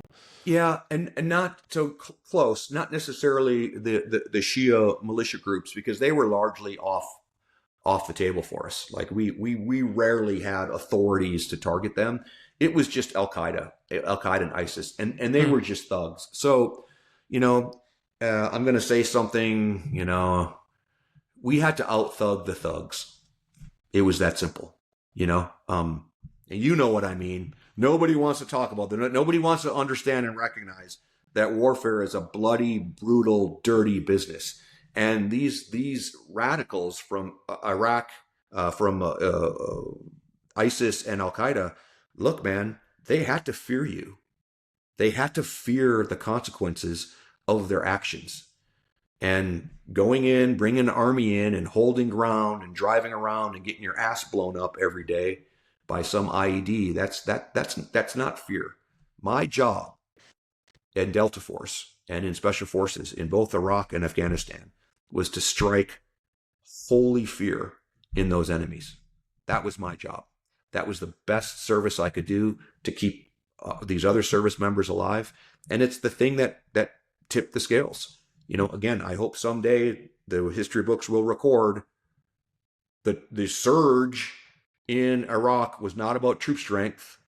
The surge in Iraq was, we took our gloves off and we said, if you're Al Qaeda and you're ISIS, you're going to die. Period. We're not taking you to jail anymore. You're not going to get, two hots in the cot for 6 months to a year and then come back out and fight us again.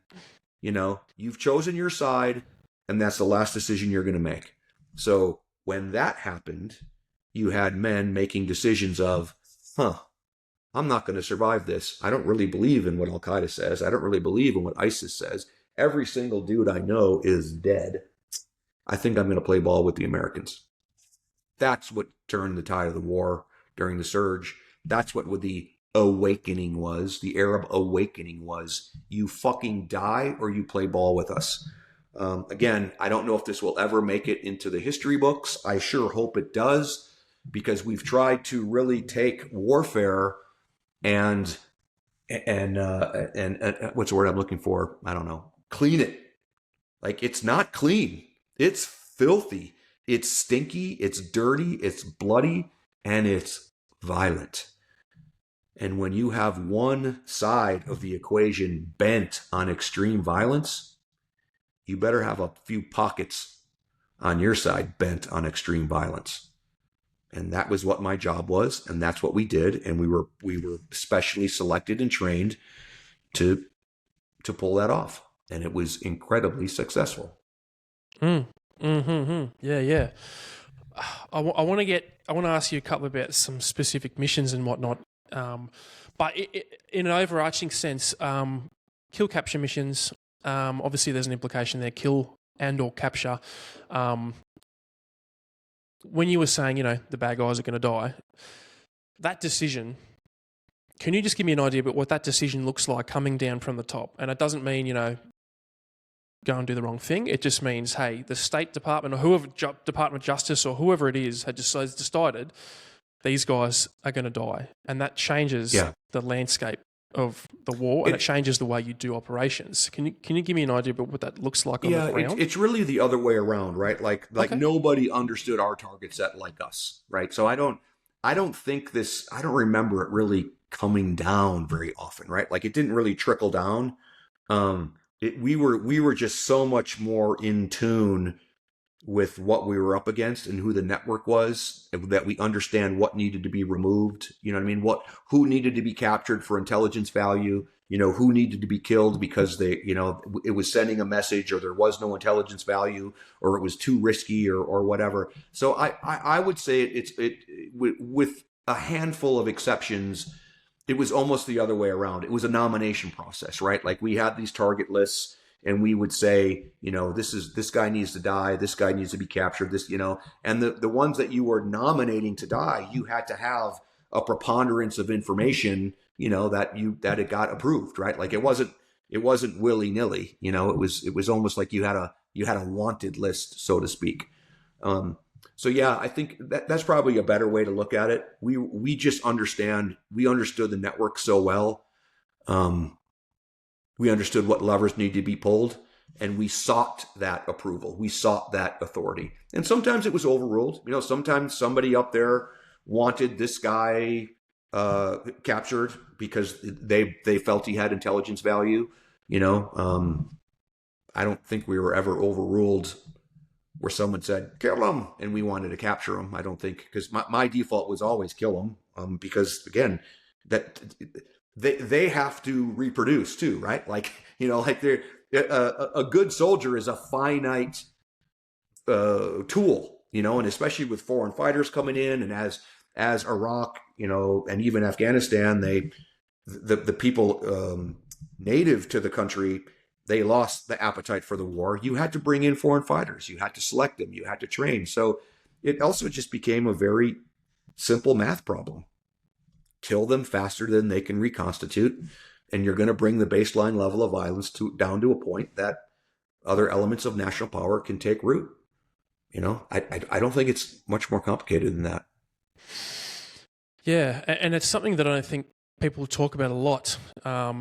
Sometimes for obvious reasons, but I think a lot of people think that war is maybe a bit like Black Hawk Down in the movie, right? Where it's like, when we can't shoot unless they're shooting at us, right? Like the early Somali days, or some of those United Nations missions or whatever.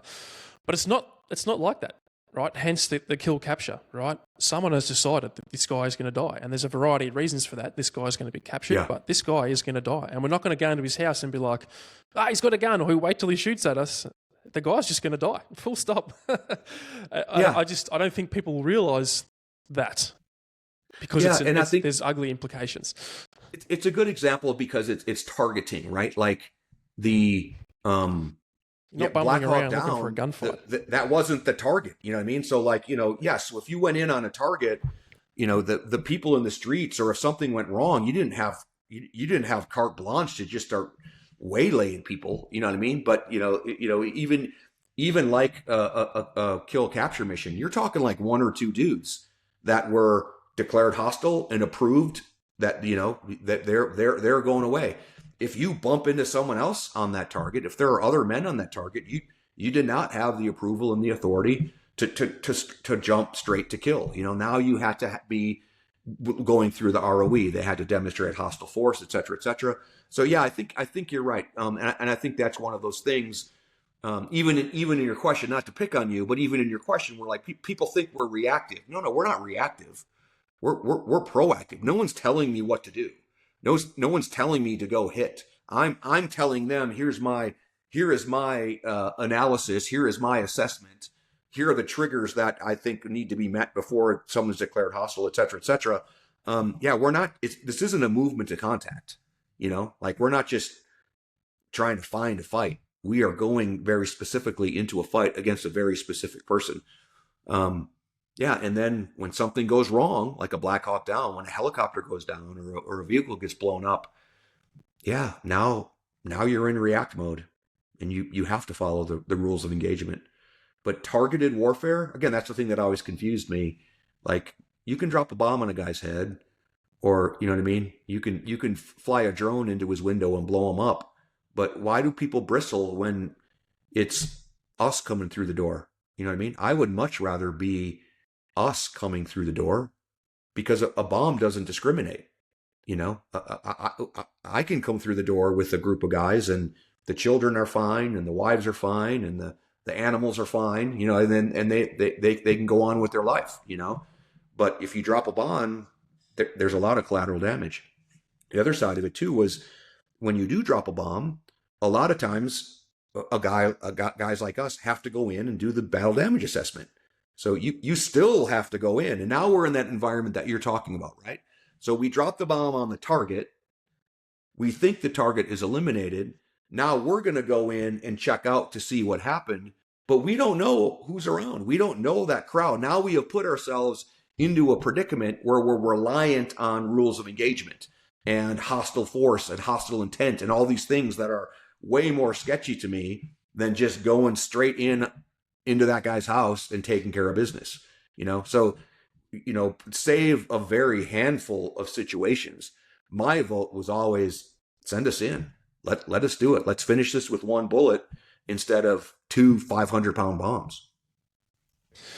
Yeah, or a 20-year war. And right at a little bit later on, I want to ask you about the Maduro stuff. Not right now, Yeah. but that's probably a really good way to highlight that point. But dude, just talking about 10th Group at that time in the Iraq War, were you guys doing hits with 10th Group, or were you mostly doing like partnering, just staying with the Kurds and directing them to do things?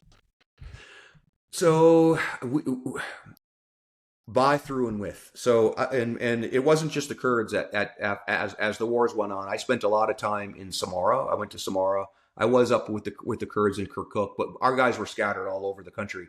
But our job is by, through, and with. So yes, it's assess, select, train, and then get them out on target. So yeah, it wasn't a drill sergeant. It wasn't a trainer. We were partnered with our host nation forces, getting after it as often as we could. So again, that's where this idea of an economy of force, a force multiplier is. You're a special forces team of 8 to 10 guys, and you're running, a couple battalions of host nation forces. You're providing the intelligence and some of the action arm for a brigade of U.S. soldiers. So that I think that's where people kind of misunderstand is you really are this specialty tool that can do a lot of things because you're living with the population, you're understanding the lay of the land, and you really have more of what's the word? Not covert, clandestine. I forget the difference. A low visibility is the word I'll use. Yeah. You have a much more low visibility approach to get things done without having to be, the big green machine. Yeah. And do you have any favorite jobs, for lack of a better term, in that 10th Group period before you went to Delta? Oh, let me think. It really was remarkable. Yeah, one of the things, so it was a lot of tribal conflict, right? So even who would align with Al Qaeda, who would align with Al Ansar? I can't remember. I'm forgetting the names of these different groups, but Al Nusra or some shit. Yeah, who was going to align with whom? That was always, who's going to control the gold market, who's going to control the oil, so all of the kind of the mafioso type stuff was always happening. So we were always trying to keep our finger on that. That was a fascinating part of the play. And then you had your informants, and you would try to get them deeper and deeper. And one of my favorite ops that we did was we had this guy who was kind of trying to build his way into Al Qaeda, and he needed to prove himself. And we built an IED, and we drove down the road, and we detonated it, and we pretended that he had killed whatever, I remember it was 6 or 8 U.S. soldiers. You know what I mean? So we drove down off of this checkpoint, and we blew off this IED, and we had guys in moulage kits, and we had this Humvee that was already pre-positioned that had been blown up. You know what I mean? And we came across the radio, and we're like, we're hit. You know what I mean? And then we come driving through the checkpoint, who we knew was dirty. You know what I mean? This police checkpoint, and we're like, we just got hit. And then we had this dude, whatever his name was, I don't remember, who was like, yeah, I did that. And they had a big feast for him, and he became cool guy number one. And he was reporting to us the whole time, So that's what I mean by it. These are other elements of war that the conventional army doesn't do that. You know what I mean? And I'm sure there's plenty of special forces guys out there who say, yeah, we don't do that either. Well, that's not my vision of what special forces was. My vision of special forces was that level of unconventional warfare, that level of problem solving, that level of working in that space to get things done that you needed to get done. And the fact that I had gone back a few times, I had some Kurdish friends that were just door kickers, man, and just really good guys on target. And I would seek them out, and they'd meet me wherever it was that we were at. I think, completely proud and humbled by the trust and confidence that the men and women I led, Americans into combat, but equally, if not more so, than some of these Iraqis. Because they would follow me around the country and just fight with me because they liked it, and we were killing Al Qaeda. That's quite an honor for a warrior. Yeah, big time.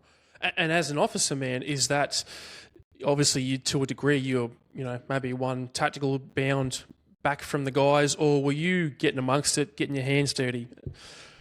In 10th group, I was getting my hands much more dirty than in Delta. In Delta, you're definitely, because everyone is just so capable. We were so short-handed. In 10th group, a lot of times I would make my final call, hang up the radio, and get into the mix. So I was kind of a fighting officer with the teams. The troop was different. If I was firing my weapon with the troop, it was really because an opportunity showed itself. Or, really that. If the officer is shooting his weapon in the unit, either something went wrong, or just kind of an unforeseen opportunity popped up that it was just too tasty to let pass. But I've always, I think because I was a private, and I went through the ranks for 5 years as a Ranger NCO. My heart was there. I knew my role as an officer. I never tried to gray those lines, but I also never felt like an officer. Like I had my roles and I had my responsibilities. But yeah, I respected what we did as a team. Yeah, and I think that's probably, looking back to your childhood, you understood the difference between faith and religion. Maybe that's sort of translated to the future.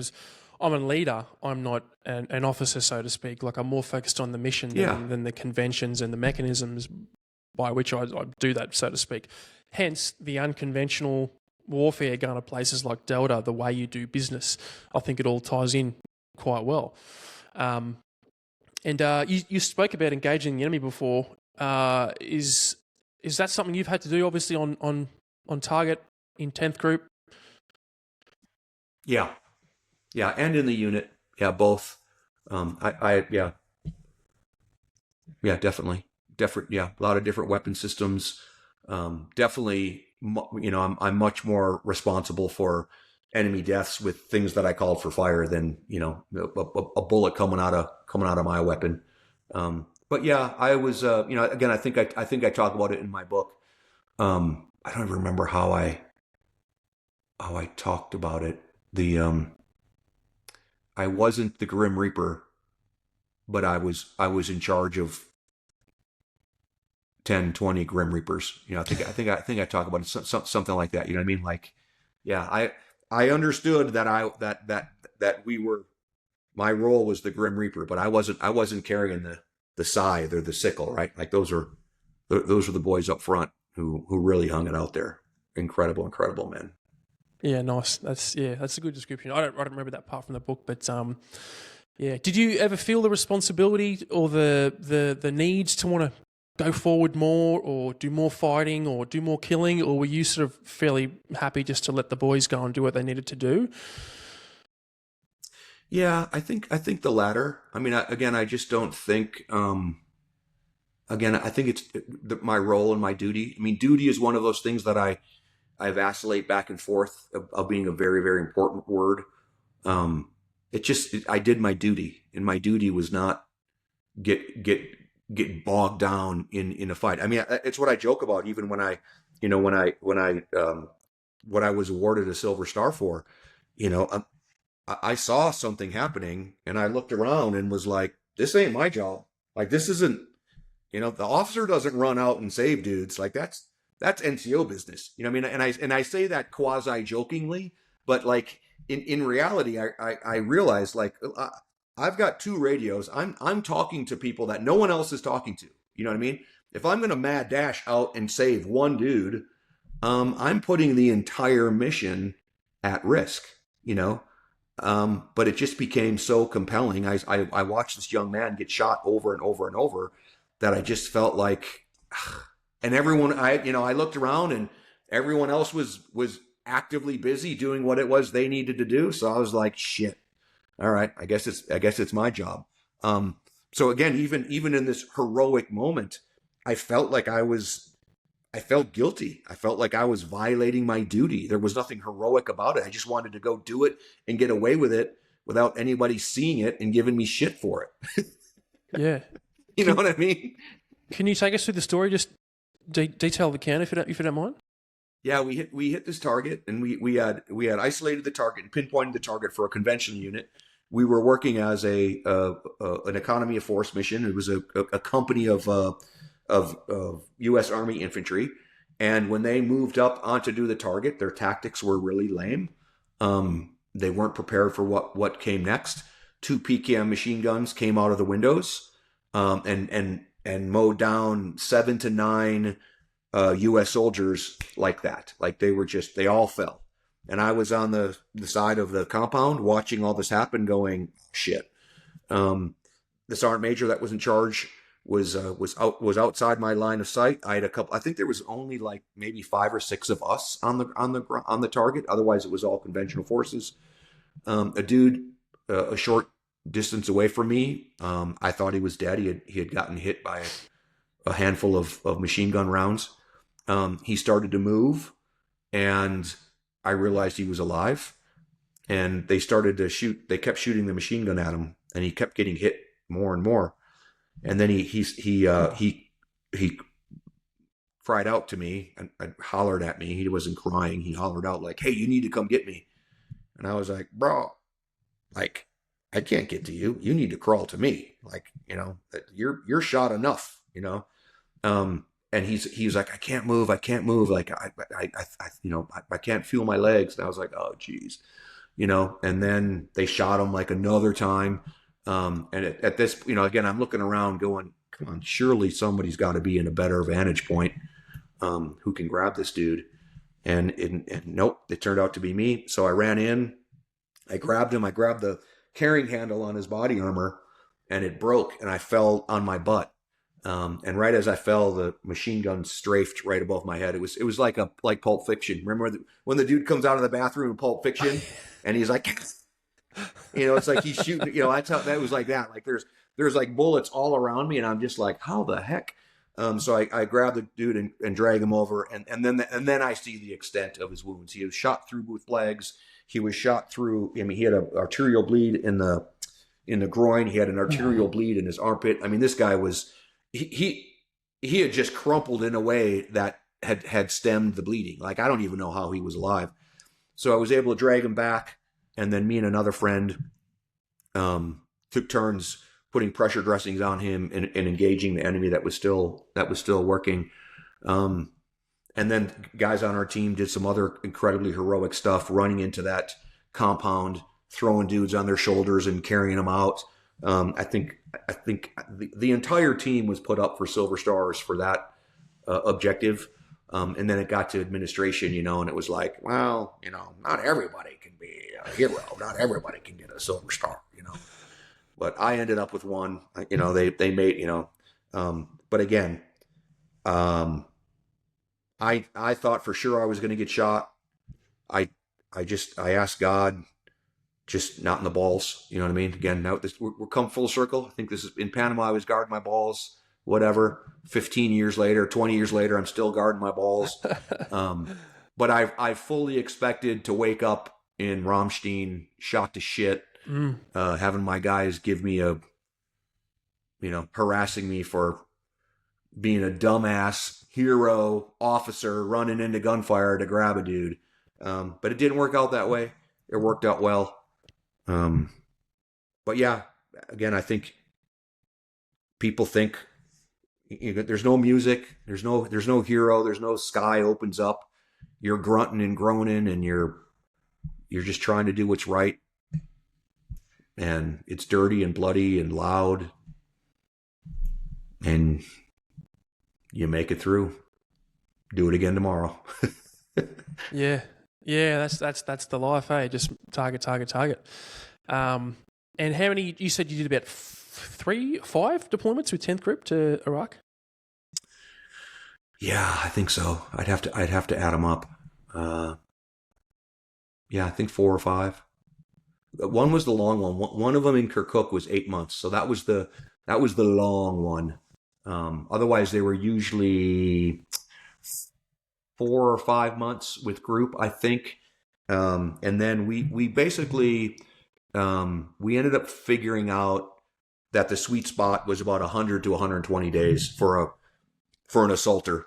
Um, so we did the research, we did the analysis, and we were looking at when guys got hurt. They got hurt right in the beginning, or they got hurt after about the 90, 100 day mark. So like we found this bell curve that really optimized uh, combat pressure to be about 100 to 120 days. So that those became the cycles that we ended up rotating on. So you'd go in country, Iraq or Afghanistan. The day you showed up, you did a hit. You was a right seat ride, with the team that was there. And then the day you left, you did a hit with the new team. And my goal was always a hit a day. Just one hit every single day, at least. That was always the goal. Weather got in the way, things like that. But that was an op tempo that we were able to maintain. I hope that that's remembered. I hope that's in the history book somewhere. I hope that's in doctrine that, an assaulter, a commando, whatever you want to call them, can run hard for about 90 to 100 days.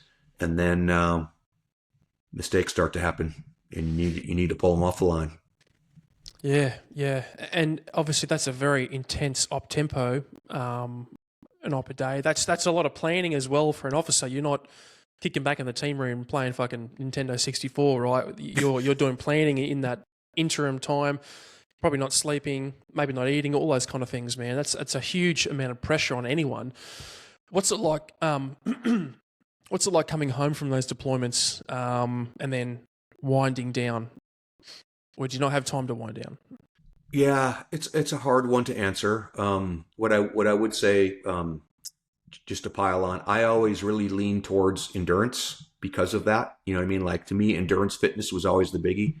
I'm very skeptical of these guys that spend way too much time in the weight room. I think we're doing our soldiers a huge disservice with pushing them into CrossFit, pushing them into this new APFT. I've never met a soldier that wasn't strong enough. I've met way too many that weren't fit enough. They couldn't endure. They couldn't hump the distances. They couldn't climb the mountains. So anyways, I'm not going to get on that bandwagon. But again, it's one of those history lessons. We're not NFL football players. We're not. We're much more like runners, adventure racers, cyclists, whatever. Like you've got to be able to grind and keep going. Consider the source. What I did for a living, what my job was. Like you said, when the guys were down, my brain needed to continue to work. So coming home, I had sons, and I tried to make up for every lost moment with my boys. And I'm ashamed to say my wife got the short end of the stick. When I was home, it was all about my sons. Obviously, my wife was there and she was a source of comfort for me and friendship. And, I loved her, but, yeah, I poured everything I could into my sons, making memories while we were there, while we were together, and then right back at it. Yep, she hung through. She's here to this day. She's a strong Spartan wife. Choose wisely. I didn't choose her. God put her in my path. I accepted her. And yeah, it was a weird life because you're never really done. You're going back, so you never really disengage. You have to continue to follow who's who, what else is popping up around the world. So Iraq and Afghanistan were theaters, but there were other things that were always constantly being evaluated, and you were on the call for and planning against and making sure your skills were up to speed. Yeah, it was a difficult life. Again, it's funny because I look back at it now and think it was difficult. I didn't think it was that difficult then. It was so stimulating and so exciting.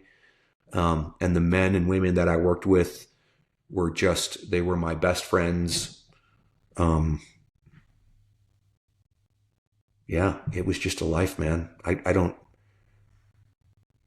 know how I did it. I don't think I could do it again, but it was fun while it lasted. Yeah, yeah. I mean, if that's your life, if that's the level you're used to, then that's just what you adapt Yeah. to, right? Your body and your mind adapt, right? Bro, do you need to take a piss or anything before I get into this next little part? Nope. Let's do it. Okay, man. Um, yeah. So obviously, lots of deployments, lots going on during those trips. Try to keep things alive and doing well at home as best you can, obviously. Um, and you said 2005, you've gone into OTC, so Yeah. Delta Force selection.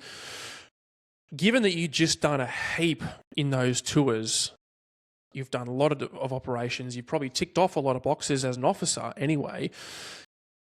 Did you ever think that's enough? I could probably cut it there and be very happy with my career? No, no, not until it was time to retire.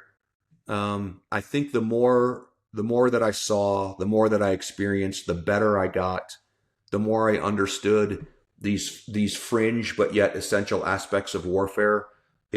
I was just more and more hungry for it. A ranger is a straight up assaulter.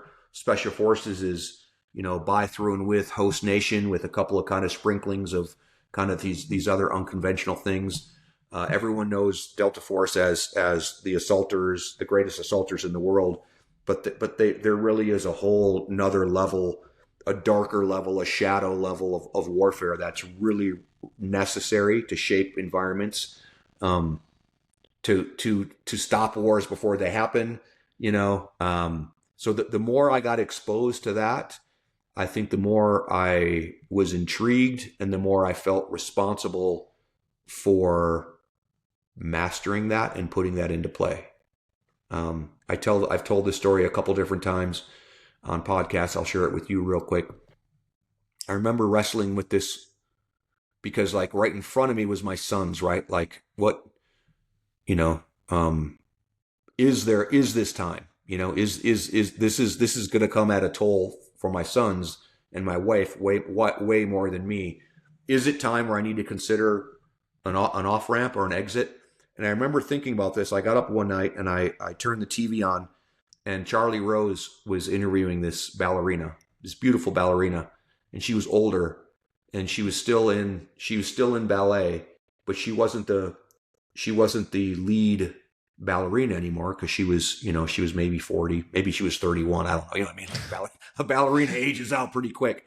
But he was talking to her, and I remember her saying, he asked the same question. Do you ever think that it's time for you to, hang up the ballet shoes? And she said, Charlie, I've been in dance from such a young age, and I've seen the art of dance. And I remember it specifically, I've seen the potential of dance and what it can be and what it can do. And I've lived a singular life, and I feel it as a responsibility to continue to create dance to try to fulfill its potential as much as I can. And if you take the word dance and put warfare into that, that's how I felt. It was like, look, I've been at war since I was 18, 19 years old. I'd been trained for war. I had seen war. I had lived a very unique, singular life. It just was I wasn't ready. I wasn't done. And I'm telling you, to this day, it's why I'm in the counter sex trafficking business. I'm not done. I understand war. I understand warfare. And I just chose a different enemy. My host nation partners are not Iraqis and Afghans and pick a country. They are local law enforcement officers all across the United States. So someday I will hang up my boots. But I don't know when that day comes. Yeah, I guess you don't need an answer to that, right? It'll happen. Until properly relieved. Dude. Touche. You got me. Talk me through going into Delta, man. And one little silly question. I've had maybe like, I think you're probably the third or fourth Delta guy I've had on the podcast. Obviously, Rick Hogg, Dave, I think that's it. Dogmen, the Dogmen. Yeah, exactly, because it was the Origin Canine podcast. Yeah. Delta, CAG, ACE, the unit, SFAD, D. What do you give a shit about what it's called? You obviously call it Delta. Some guys don't like to call it Delta. USASOC, whatever. Can you just give me a bit of a rundown on the name thing? It's I've got a few different answers, but I just want to hear your take. Yeah, I mean, when I grew up as a Ranger, you never said the word, you know what I mean? Like, at this point, I think what happened was because we created these task forces overseas where, they were run by Delta, they were run by the Navy SEALs. So you really were exposed to who you were and kind of what your unit was, et cetera. So at this point, I don't even know, like Delta has a different moniker, an official moniker.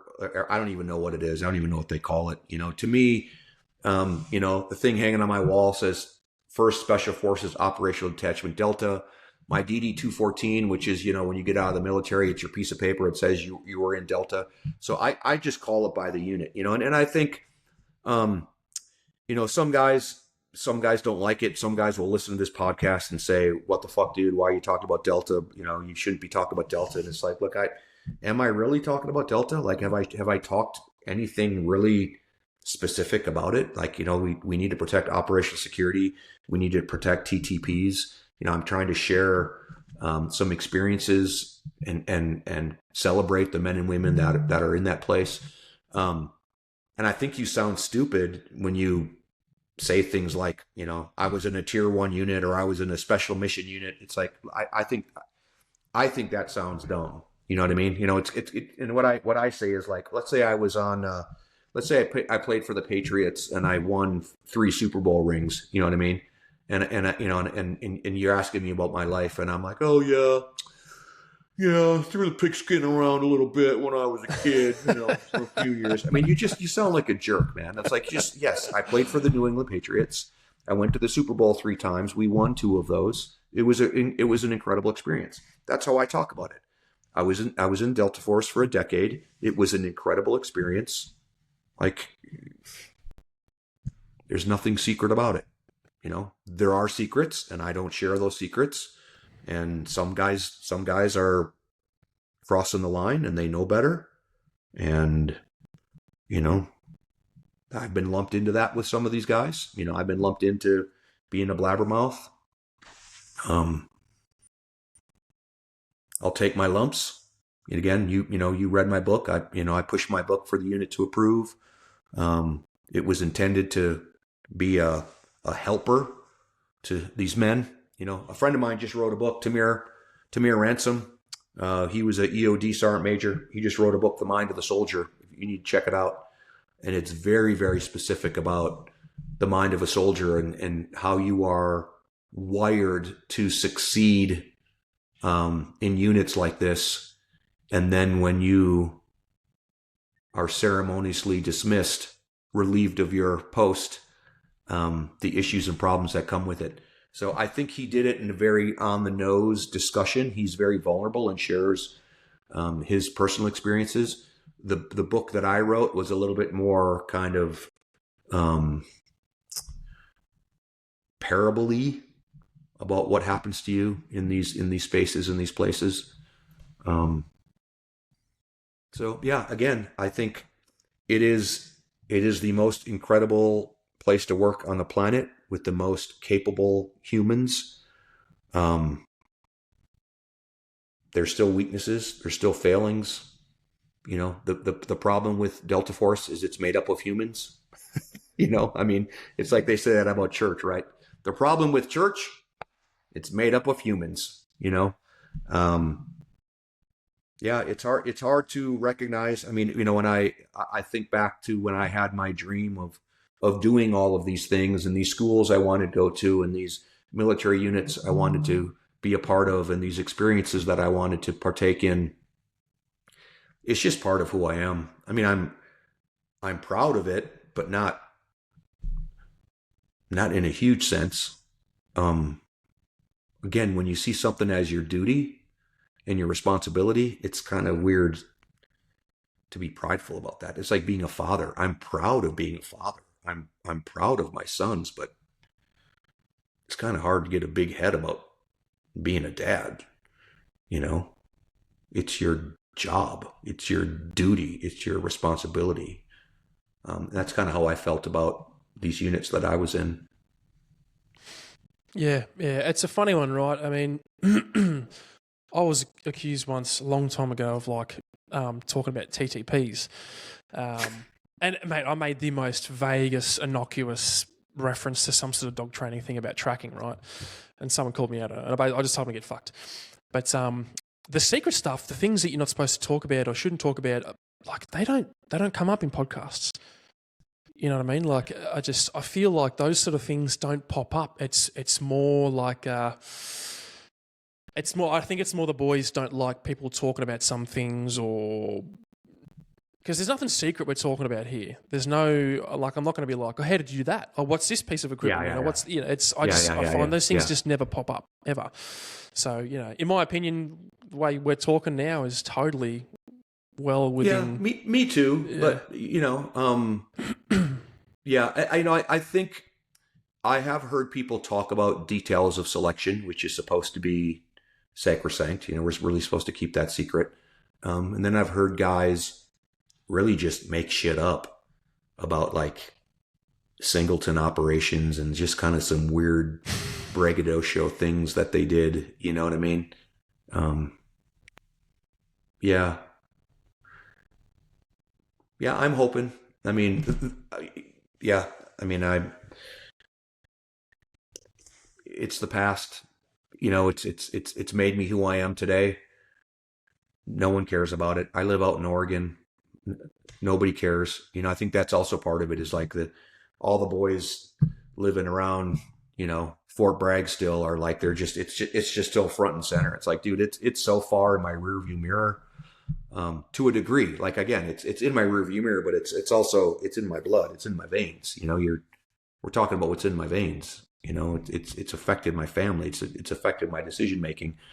But I don't put those experiences in any long standing value more than Ranger Indoctrination Program in 1988, you know, or my time as a private, or my time as a corporal. Like, those are all just one journey that we're talking about, you know? Yeah.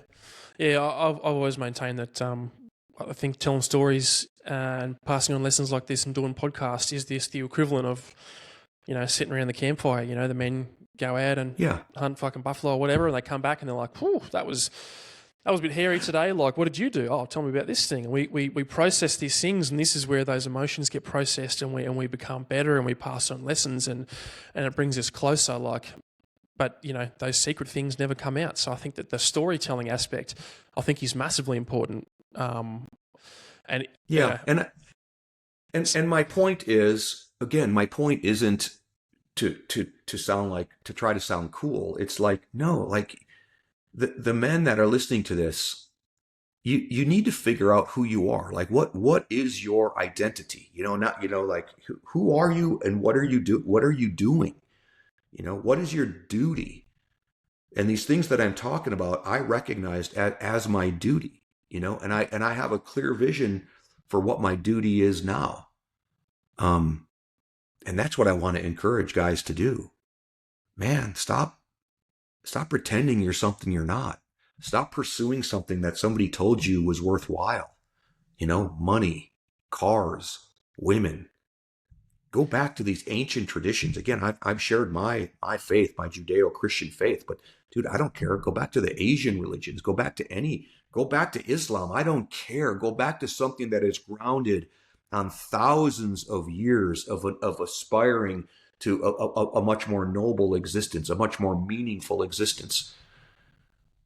That's all I've been trying to do. Again, not earning my way to any reward in heaven. That's already been given to me. That's the reason that it drives me. You know what I mean? Much has been given to me. Much has been sacrificed for me. You know, God sent his only son to die on a cross for me, do I not feel a sense of responsibility to pay some of that back in my short time on this planet? I share this. I came to this epiphany. I think I write about it in the book. As a child, I was always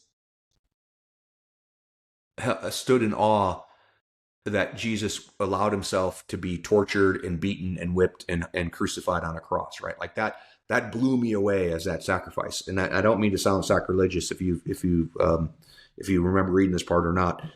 I'm not impressed with that now. Because Tom, if someone told you, hey, bro, you're going to have to get whipped within an inch of your life. They're going to stick a crown of thorns on your head. You're going to have to carry this cross up a hill, and then they're going to crucify you, and you're going to slowly die for 12 hours. But you're going to save the entire universe and every human that ever lived. Would you do it? You and I would be like, hell yeah, I would do it. You know, the thing that blows me away is his silence and his humility throughout. What I stand in awe of Jesus isn't the physical pain that he endured, or even, again, I can't understand the psychological or the presence of God being withheld from him, but standing in front of Caiaphas and Herod and Pilate and having all these people falsely accuse you. Tom, could you stand quiet in a room full of people just talking shit about you the whole time? Could you do it? No. No, I hate it. Oh, yeah, I hate it. Even just imagining that people are saying things, I hate it. That's what I mean. I couldn't do it. Like I wouldn't fail you on the whipping post. I wouldn't fail you on the cross. I would fail you in the accuser's room, not being able to keep my damn mouth shut. You know, and that's again what I aspire to. You know, I maybe someone is listening to this going, the fuck is he talking about? He's blabbing about Delta Force. No, that's not my point. My point is what I aspire to is that level of humility. And when I speak, it's with purpose and intent and really trying to help somebody out. Yeah. Not because of my pride. Yeah, I 100% agree, man. I think that's what I try to get. You know, sometimes I'm looking for the cool war stories, and that's great, and that makes good entertainment. But ultimately, what I'm trying to pass on is people's human experience. You know what I mean? It's perspective from years of hard work, like you said, getting whipped, and you know the fucking beatings you've taken, deciding, hey, you know what, I'm done with Delta Force. I'm going to get out and spend time with my family. You know, I'm going to pursue sex traffickers, whatever it is that your thing is. You know, it's experience and there's substance to it more than some cool war stories. Yeah. However, Jeff, would you like to detail some cool war stories from Delta, or at least give us an overview of your time there and then leading into leaving the military? Because I want to get onto Skull Games when we can, because that is fascinating to me, man. Yeah, I'm trying to think. Yeah, I mean, I think it's the precision in which we carried out our operations that I think boggles people's mind. You alluded to the Maduro raid and capture, which I know nothing about. I literally have no comment on it whatsoever, except this. Not to take anything away from those guys, but that's what we do. Like Delta Force has done that by the thousands, but it's been lost in just the noise of the war. Like you think of the Iraq war and Afghanistan war, and it's always like, this is fucked up and this is fucked up and why didn't they do this and Karzai this and and it's like, dude, day in and day out, Delta Force and other units were going in and surgically removing the bad guys off the battlefield every single day, sometimes multiple times a day. So I am ecstatic that people are beginning to recognize the real capability and scope of what a unit like that can do. I'm not going to say it was just another day in the Delta Force, but by and large, it was just another day in the Delta Force. I mean, when the SEALs went after Bin Laden, dude, like that was just another day of the Navy SEALs, another day in the Delta Force. It's just the elevation of kind of the recognition of that target. Of course, there are different levels of risk. You know what I mean? But you get what I mean? It's like, Yeah. I wish people would realize and appreciate, dude, we did that every day for you for 20 years and you fucking never appreciated it. You just wanted to talk about the political cost and let these wars be a political chip that was moved back and forth. Again, even with the Maduro event, I mean, how quickly has that become a political chip? I mean, the precision of what we're doing in Iran is mind-boggling. You know, the fact that we have knocked those guys back to the Stone Age and they're not going to threaten us with a nuclear capability for the next few decades is just being lost on everybody. You know, so I think that's, you know, when you talk about these missions, they all come flooding back. But it's the level of discipline, it's the level of precision, it's the level of just exquisite teamwork and planning between the pilots and the intelligence and the support and the medics and it's just. And here's what I would say again: if the world ever doubted who we were and what we could do because we squandered the long game in a war like Iraq and Afghanistan, take notice. Because if you don't think that we can go anywhere in the world and pull you off the fucking planet, you've got another think coming. And most of the world realizes that, and most of the world recognizes that, but I think it's almost become an afterthought because the precision and the nature of what we did just got lost in these conventional wars and the diplomacy and all of the nonsense that surrounded it. So yeah, I'm really proud to see those guys get recognized for that. And that's it, right? They were in the news for a day and they went right back to work. Yeah.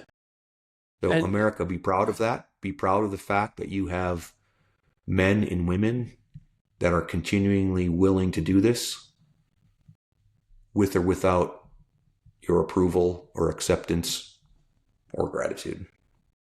That's not what I did it for. But now on the outside looking in, it'd be nice if people were a little bit more proud of who we are and what we do as a nation. Because I tell you, man, just like your country, the men and women you served with, it's the best your country's got. These men and women I served with, it's the best we got. It's not the fucking basketball guy who's 7'8" and can slam dunk a basketball. It's not the football dude who can throw a football far or catch a football or hit a tennis ball. It's not the singer. It's not the rapper. It's not the music. You know what I mean? Like everything has come so far out of whack on who we put onto these pedestals. The men and women that guard the walls until properly relieved. Again, they're not looking for your gratitude, but pray for them. Understand and try to appreciate the cost that it comes. 22 deaths, suicides a day is a real thing. Yeah, and I think you alluded to something there, right? You said, they're not looking for like the glory, so to speak, or for, big pats in the back, but fuck, a bit of recognition will be nice. I think that's a very natural, normal thing for people to want and to need, a bit of recognition. I make a distinction between respect and dignity. Do you think society at large at the moment, particularly in this woke era, the era of the internet, ChatGPT, all these other things that we've got to go and, we can individually look for different things, we can research and form our own opinions. Do you think that there's a bit of almost like an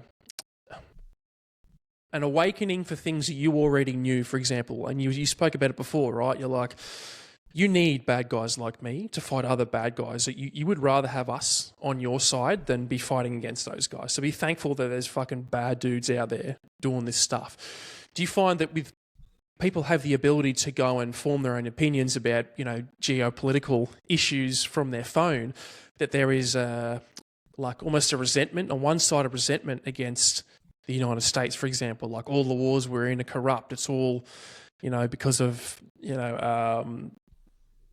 the stock portfolio of politicians or whatever it is. Yeah. Do you find that? Have I phrased that? No. Have I phrased I that think question people horribly? I think people are again, this idea of confirmation bias. Confirmation bias is running rampant. I don't think there hasn't been a time of late where the American public has been more ignorant on the realities of what's happening, because it's so much information. And so they choose what they want to understand. I talked about earlier where our enemies recognize they are not going to beat us on the battlefield. They're not. They're going to beat us back home. They're going to beat us with the propaganda. They're going to beat us with the disinformation. And I wish more people would understand and recognize that's what's happening. Like, it's come out a number of times that so much of this stuff is nonsense. It's Chinese bots. It's Russian bots. Like, they're just stirring up trouble, and they're telling lies, and they're doubling down on all these things. You know what I mean? That the government assassinated Charlie Kirk, or the Israelis assassinated Charlie Kirk, or Erica Kirk was involved in assassinating Charlie Kirk. It's like, what are you talking about? And I guess that's where I kind of felt bad when we were. I want to be on a little bit of a rant of this gratitude, but it's not really what I'm getting at. What I'm getting at is there has never been an experiment in the history of the world that was more altruistic than the United States. There's never been an experiment that tried to allow the freedom of people to rise up and become anything that they wanted, and providing that opportunity and have limited government that the individual could follow their dreams. We focusing on slavery and the mistakes and some of these inequities, and to focus on Thomas Jefferson, George Washington, that they were slave owners, and discount all of the things that they had to say.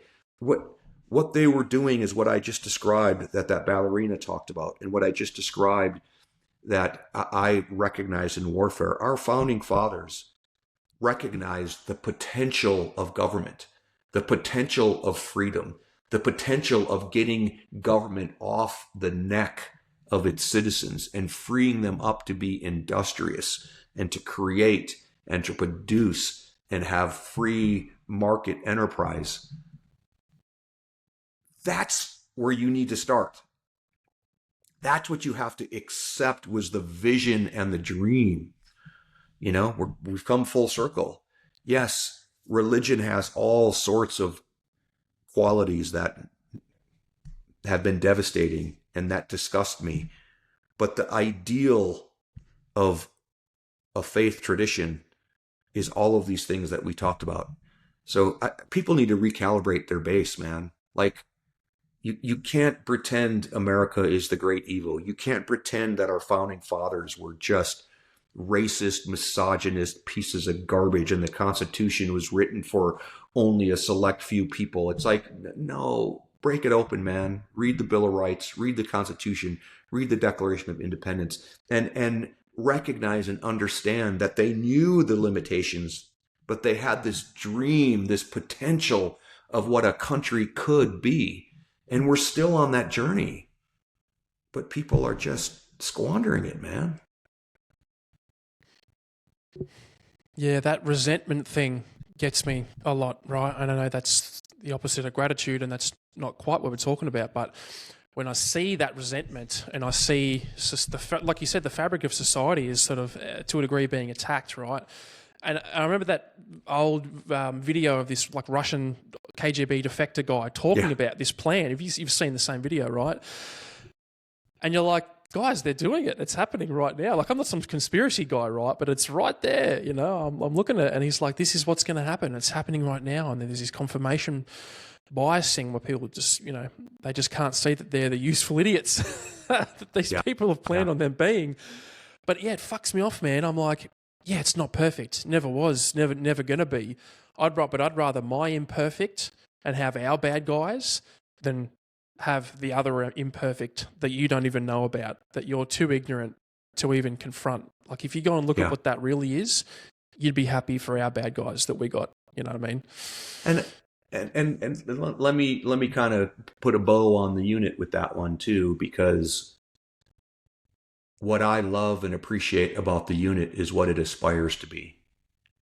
Not necessarily what it is, but what it aspires to be. That's what I love about our country. That's what I love about my faith tradition. And that's what I love about and want to encourage men today. Dude, I want to respect you and honor you and love you for what you aspire to be. Not what you are, not what you were, but that what you aspire to be. Let that be the thing that we respect from each other and love from each other and find that bond. Because if you're always aspiring to be a little bit better, a little bit kinder, a little bit gentler, a little bit stronger when you need to be, a little bit softer when you need to be, fuck, man. How do I not respect that? How do we not find respect for each other? Yeah, and that goes back to the beginning of what you were saying. There's not a thing that I'm trying to get to. I'm not running, but there's an ideal of what I want to be, and always pursuing that. And I like that, man, about talking about the unit being that way. Now, obviously, getting out. Can you tell me about your decisions to get out and how that led into Skull Games? Because the Skull Game stuff is fascinating to me. It's not a world I want to be involved in ever, or even know about. I'm happy to be, I'm willfully ignorant of that. But can you talk us through that process, deciding to get out and then getting into Skull Games? Yeah. So it very specifically came up. A good friend of mine that I was a young ranger with. He was in the unit. He got there long before me because I had my break in service. He had gone to the unit, and he had done 20 plus years in the unit, I believe. And his family relationship was being strained. He had a young child. He had an older child. I mean, this guy was just, the deal. Like you got people that are good, and then you got people that are a little bit better, and then you got those one or two guys where you're just like, come on, is there anything this guy can't do? He's smarter, he's better looking, he's faster, he's stronger. He's just one of those guys. And he had the call, he had the discussion with his wife, and she just said, "Look, man, it's too much. Our family is disintegrating. You've got to take a knee." So he retired. He left the unit, and then he went to take a job downrange, a security job, and he ended up getting killed in Afghanistan a few months later. And it was a huge wake-up call to me as a leader in the unit, because this was a friend of mine that I had known since we were teenagers. He had sacrificed, it's not a great word, but he had sacrificed any more advancement in the unit. He was one of the best ever for his family, and yet he couldn't see beyond that identity of an assaulter. He couldn't see beyond the fact that he was just a man made for war, and he went back to war. And he died doing it. And I felt a heavy loss on that, not just because he was my friend, but I felt a greater loss because I looked at the unit and I looked at the Special Forces community, and I said, what are we creating for our guys? Like, why are they going to war after war? Like, what have we created for them where they can be safe and they don't have to hang it out there? If you want to be a shooting instructor and you want to go work, for a 3-letter agency, or you want to go work for a security company, great. But it almost feels for most of these guys that that's their only alternative. So I felt a responsibility to create something that would fulfill that sense of passion and purpose, that greater duty, and do it here in the United States, do it where it's almost completely safe, and keep people working, operators and enablers in their skill sets. So that was the first vision of a responsibility to create something for our men and women to do afterwards, we were already seeing guys lose their way, right? They would retire and they would kind of disappear, and they were turning they were turning into alcohol, or suicide started to creep in. So I knew I needed to do something. I felt responsibility to do something. And then God laid it on my heart to tackle this crime of sex trafficking and sexual abuse and exploitation. And I studied it, studied the enemy, studied the patterns, saw the fit from counterterrorism and counterinsurgency. I saw that, my war isn't over. There is things that we can pull from what we did in special operations and this integration of operations and intelligence. Like I said earlier, the host nation partners became our boys in blue, and we just went to work. Now we've got about 500 task force volunteers that come from all different walks of life that have been assessed and selected and trained in open source intelligence. So what we really do is we use open source intelligence, also known as publicly available information, to identify girls that are being exploited, sold for sex, commercially sold for sex online. We figure out who they are. We figure out who's exploiting them, who their traffickers are. We build lead packets for law enforcement. And then we help them get to the right place at the right time with the right resources. So just like the enablers did that for me, they identified who it was that I needed to go after. They identified what levers I needed to pull to make sure that these victims that we rescued had a safety net, had a safe place for restoration. We just do that now as much as I can scale all across the United States. So we hunt every single day. We're hunting today in Wichita, Kansas, I believe. We're also hunting in Arizona today. We hunt every single day. It's not the same as landing a helicopter on a roof and blowing in the cupola and fighting your way down the stairs as the other team is breaching the door, fighting their way up the stairs. It's not the same. But we're old men now. That those days have passed. So I find the passion and purpose that I needed to kind of complete my identity as a protector. I'm the executive director of it. Liz is a retired captain from the Army. She's our ops director. We've got a retired NCO for the Canadian Army, who's our intel director. My deputy is a special forces retired. And then the woman that runs our mission support, she was married to a pilot. So it's a heavy veteran based organization. Like you were saying, we're perfectly suited for seeing this garbage. It doesn't bother us. We're able to kind of turn it on and turn it off. But yeah, that's my pursuit for this next season in life. I don't know if I guess someday I will step away from Skull Games, but probably for the next decade or two, I will be involved with it at some sort of level as the executive director, as a strategic planner, as a president of the board, and just keep fostering it. I'd like to see it scale even more. We haven't even scratched the surface on what it is we can do. Yeah, it's fascinating, and I think it's probably a good thing to be removed from some of that stuff. And obviously, you've got the wits about you to know that you can't be the one kicking the door. You just pass that information on, which I think is it's a brilliant business model, by the way. But so guys like me, for example, ex-shooters, and in my mind, I'm like, man, I'd love to just do the dirty part, just kick the door in, just fucking shoot some pedo or bash a child molester or whatever it is. I got the tough guy sort of thing, right? But that's obviously not a helpful mentality. Yeah.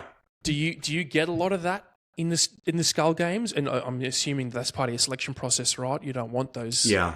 It's a huge part, and that's where unfortunately the dream was that it really would be made up of our mates, shooters, operators, kind of giving back, and it really hasn't worked that way. It's really enablers in the intel. So when you think back to those intel NCOs and those intel officers that work tirelessly to make sure you are getting, again, right place at the right time with the right information, with as much protective information that you can give, that really is who it is. So there isn't a whole lot of place for the operator types. I always am interested to bring them on because they just have leadership skills and leadership capability.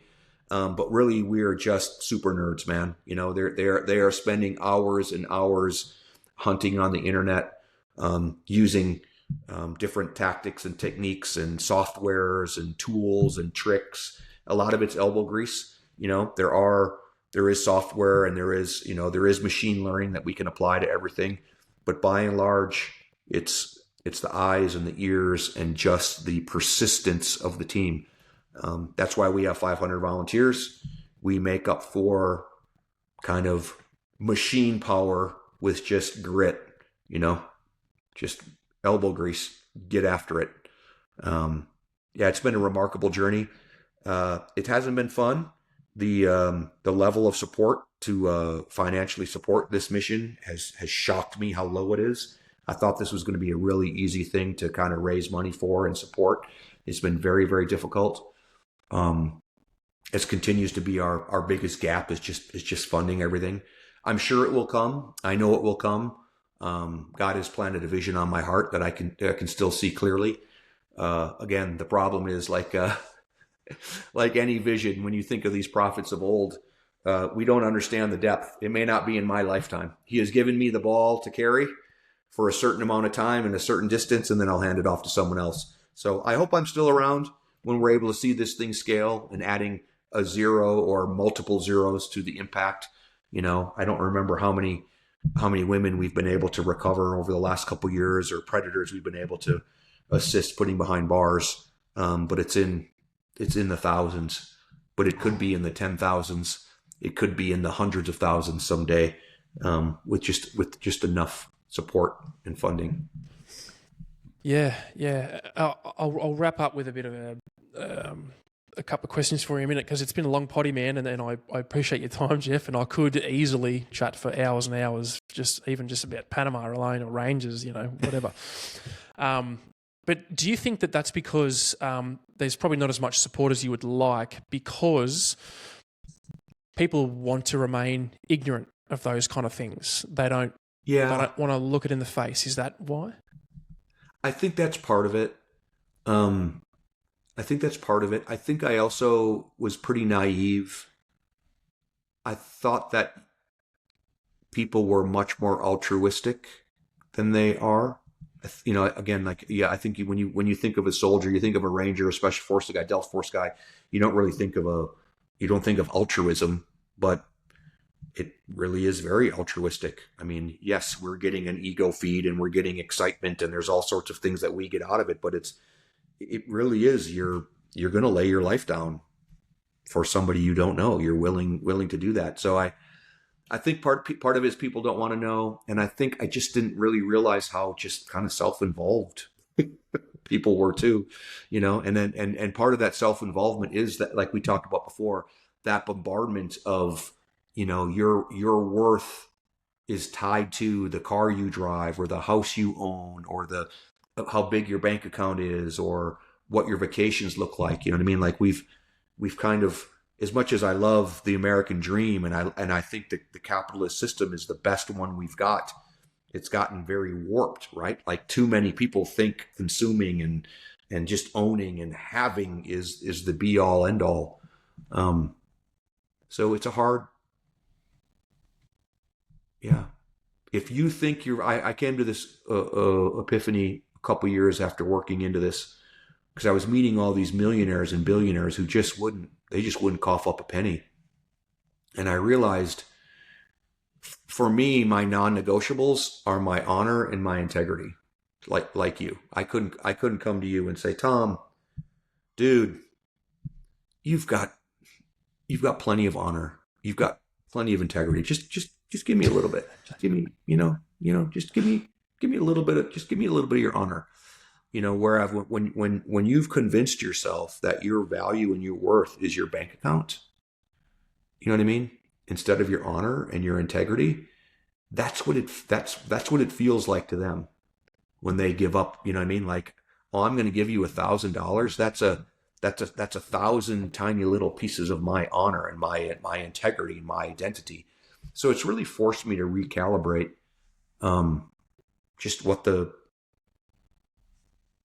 math is out there, what the dynamics are, and we'll see. Yeah, I don't know.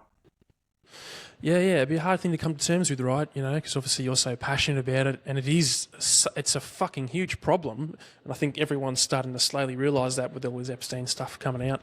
Not that I've looked into it too much, but it must be frustrating, man, to be doing such excellent work and then to a degree being shut down in places when you're trying to, you know, do more good work, help more people, make the world a better place. Yeah. Well, here's a good full circle for you, Tom, because again, we started with my faith tradition, right? And you think of the Israelites in Egypt. You know how long they were slaves in Egypt? I've forgotten. 400 years. 400 years they were slaves in Egypt. So they know that they're the chosen people. They know that they have a special relationship with God. And yet, he allowed them to be enslaved for 400 years. And then this miraculous thing happens. Moses shows up and it's plagues and this, you know what I mean? And parting the Red Sea, and the Pharaoh's army is drowned in the sea. And he talks to them from the mountain, and he hands them all of their rules and what he wants with his covenant and his relationship with them going forward. And then what happens? They wander in the desert for 40 years. So my faith tradition has showed me we're on God's timing. It doesn't have to make sense to me. I just have to keep getting on. I just got to keep marching, right? So I've been doing this for 10 years. We've had certain levels of success that are super satisfying. But when I lay this against my faith tradition, it's not 40 years and it's not 400 years. So I have nothing to complain about. If I trust that God loves these girls more than I do, if I trust that God despises these predators more than I do, I have to accept the timeline that he has me on. And I love the desert, man. Hiking in the desert in circles, it could be worse. Yeah. And that's surrender, bro. That's surrender, man. I think that's a hard thing for people to do, bro. You know, nope, I want to do it now. I want to save more. I want to do more. I want to help more. More. But you're right, man. Not on our time frames. Hey, Jeff, I'm going to let you go, keep living your life, man, and doing the work that you're supposed to do, bro. But normally I ask 3 questions at the end, man, but I think you've kind of answered all of them, right? It's what does your service mean to you? Who are you outside your service? And what advice would you give yourself as a young man going into those kind of jobs? Up to you if you want to answer those, but I think you've already answered all of them in a way anyway, man. So, dude. Well, let me close, Tom, with go ahead. Again, my book is Where Have All the Heroes Gone? The one that's out there, and I'm not going to hide the answer. They haven't gone anywhere. They're right here.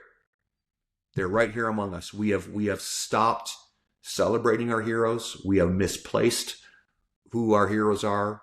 We have watered down what is heroic, and yet conversely, we also don't elevate what is heroic. That man who goes to work diligently, quietly every day, swinging a fucking hammer, turning a wrench in the ditch, is a hero.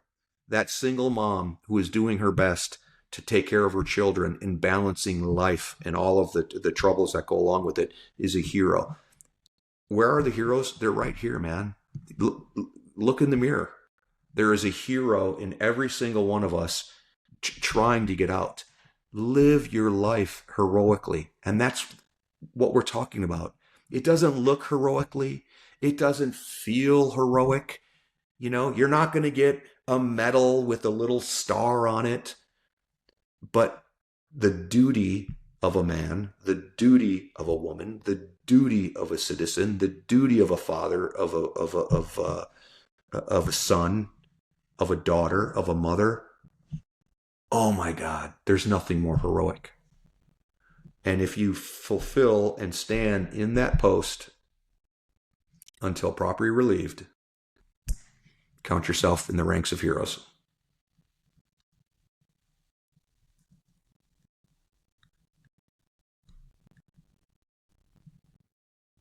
Jeff, as a perfect little ending, bro. And mate, I massively, massively appreciate your time. Almost 3 hours, man. So yeah, dude, thank you so much, man, for coming on. And if people listening, watching, please go and read Jeff's book, Wherever All the Heroes Gone. I fucking loved it, man. I thought it was awesome. I even wrote a little note in the front and gave it to a friend of mine. And actually, that book helped me become a Christian. I was at this, literally, I bought a Bible and I bought your book at exactly the same time. I had to flick through the Bible and I was like, oh, that's a bit heavy, man. It was a King James one. So I was like, oh, I don't get it. Yeah. Starting the Old Testament, big mistake. So I thought, nah, I'll go on. I was like, Jeff's book looks like it does a bit of a cross analysis. So I was like, I'll do Jeff's first. And I'm glad I did, man, because it helped me appreciate so much what I was reading in the Bible, and it helped me understand what faith was and what these things look like in real life. And yeah, man, I thank you for it, Jeff. I appreciate it, man. Brother, I have been, those are the most honorable words that I can hear. Thank you. Thank you very much.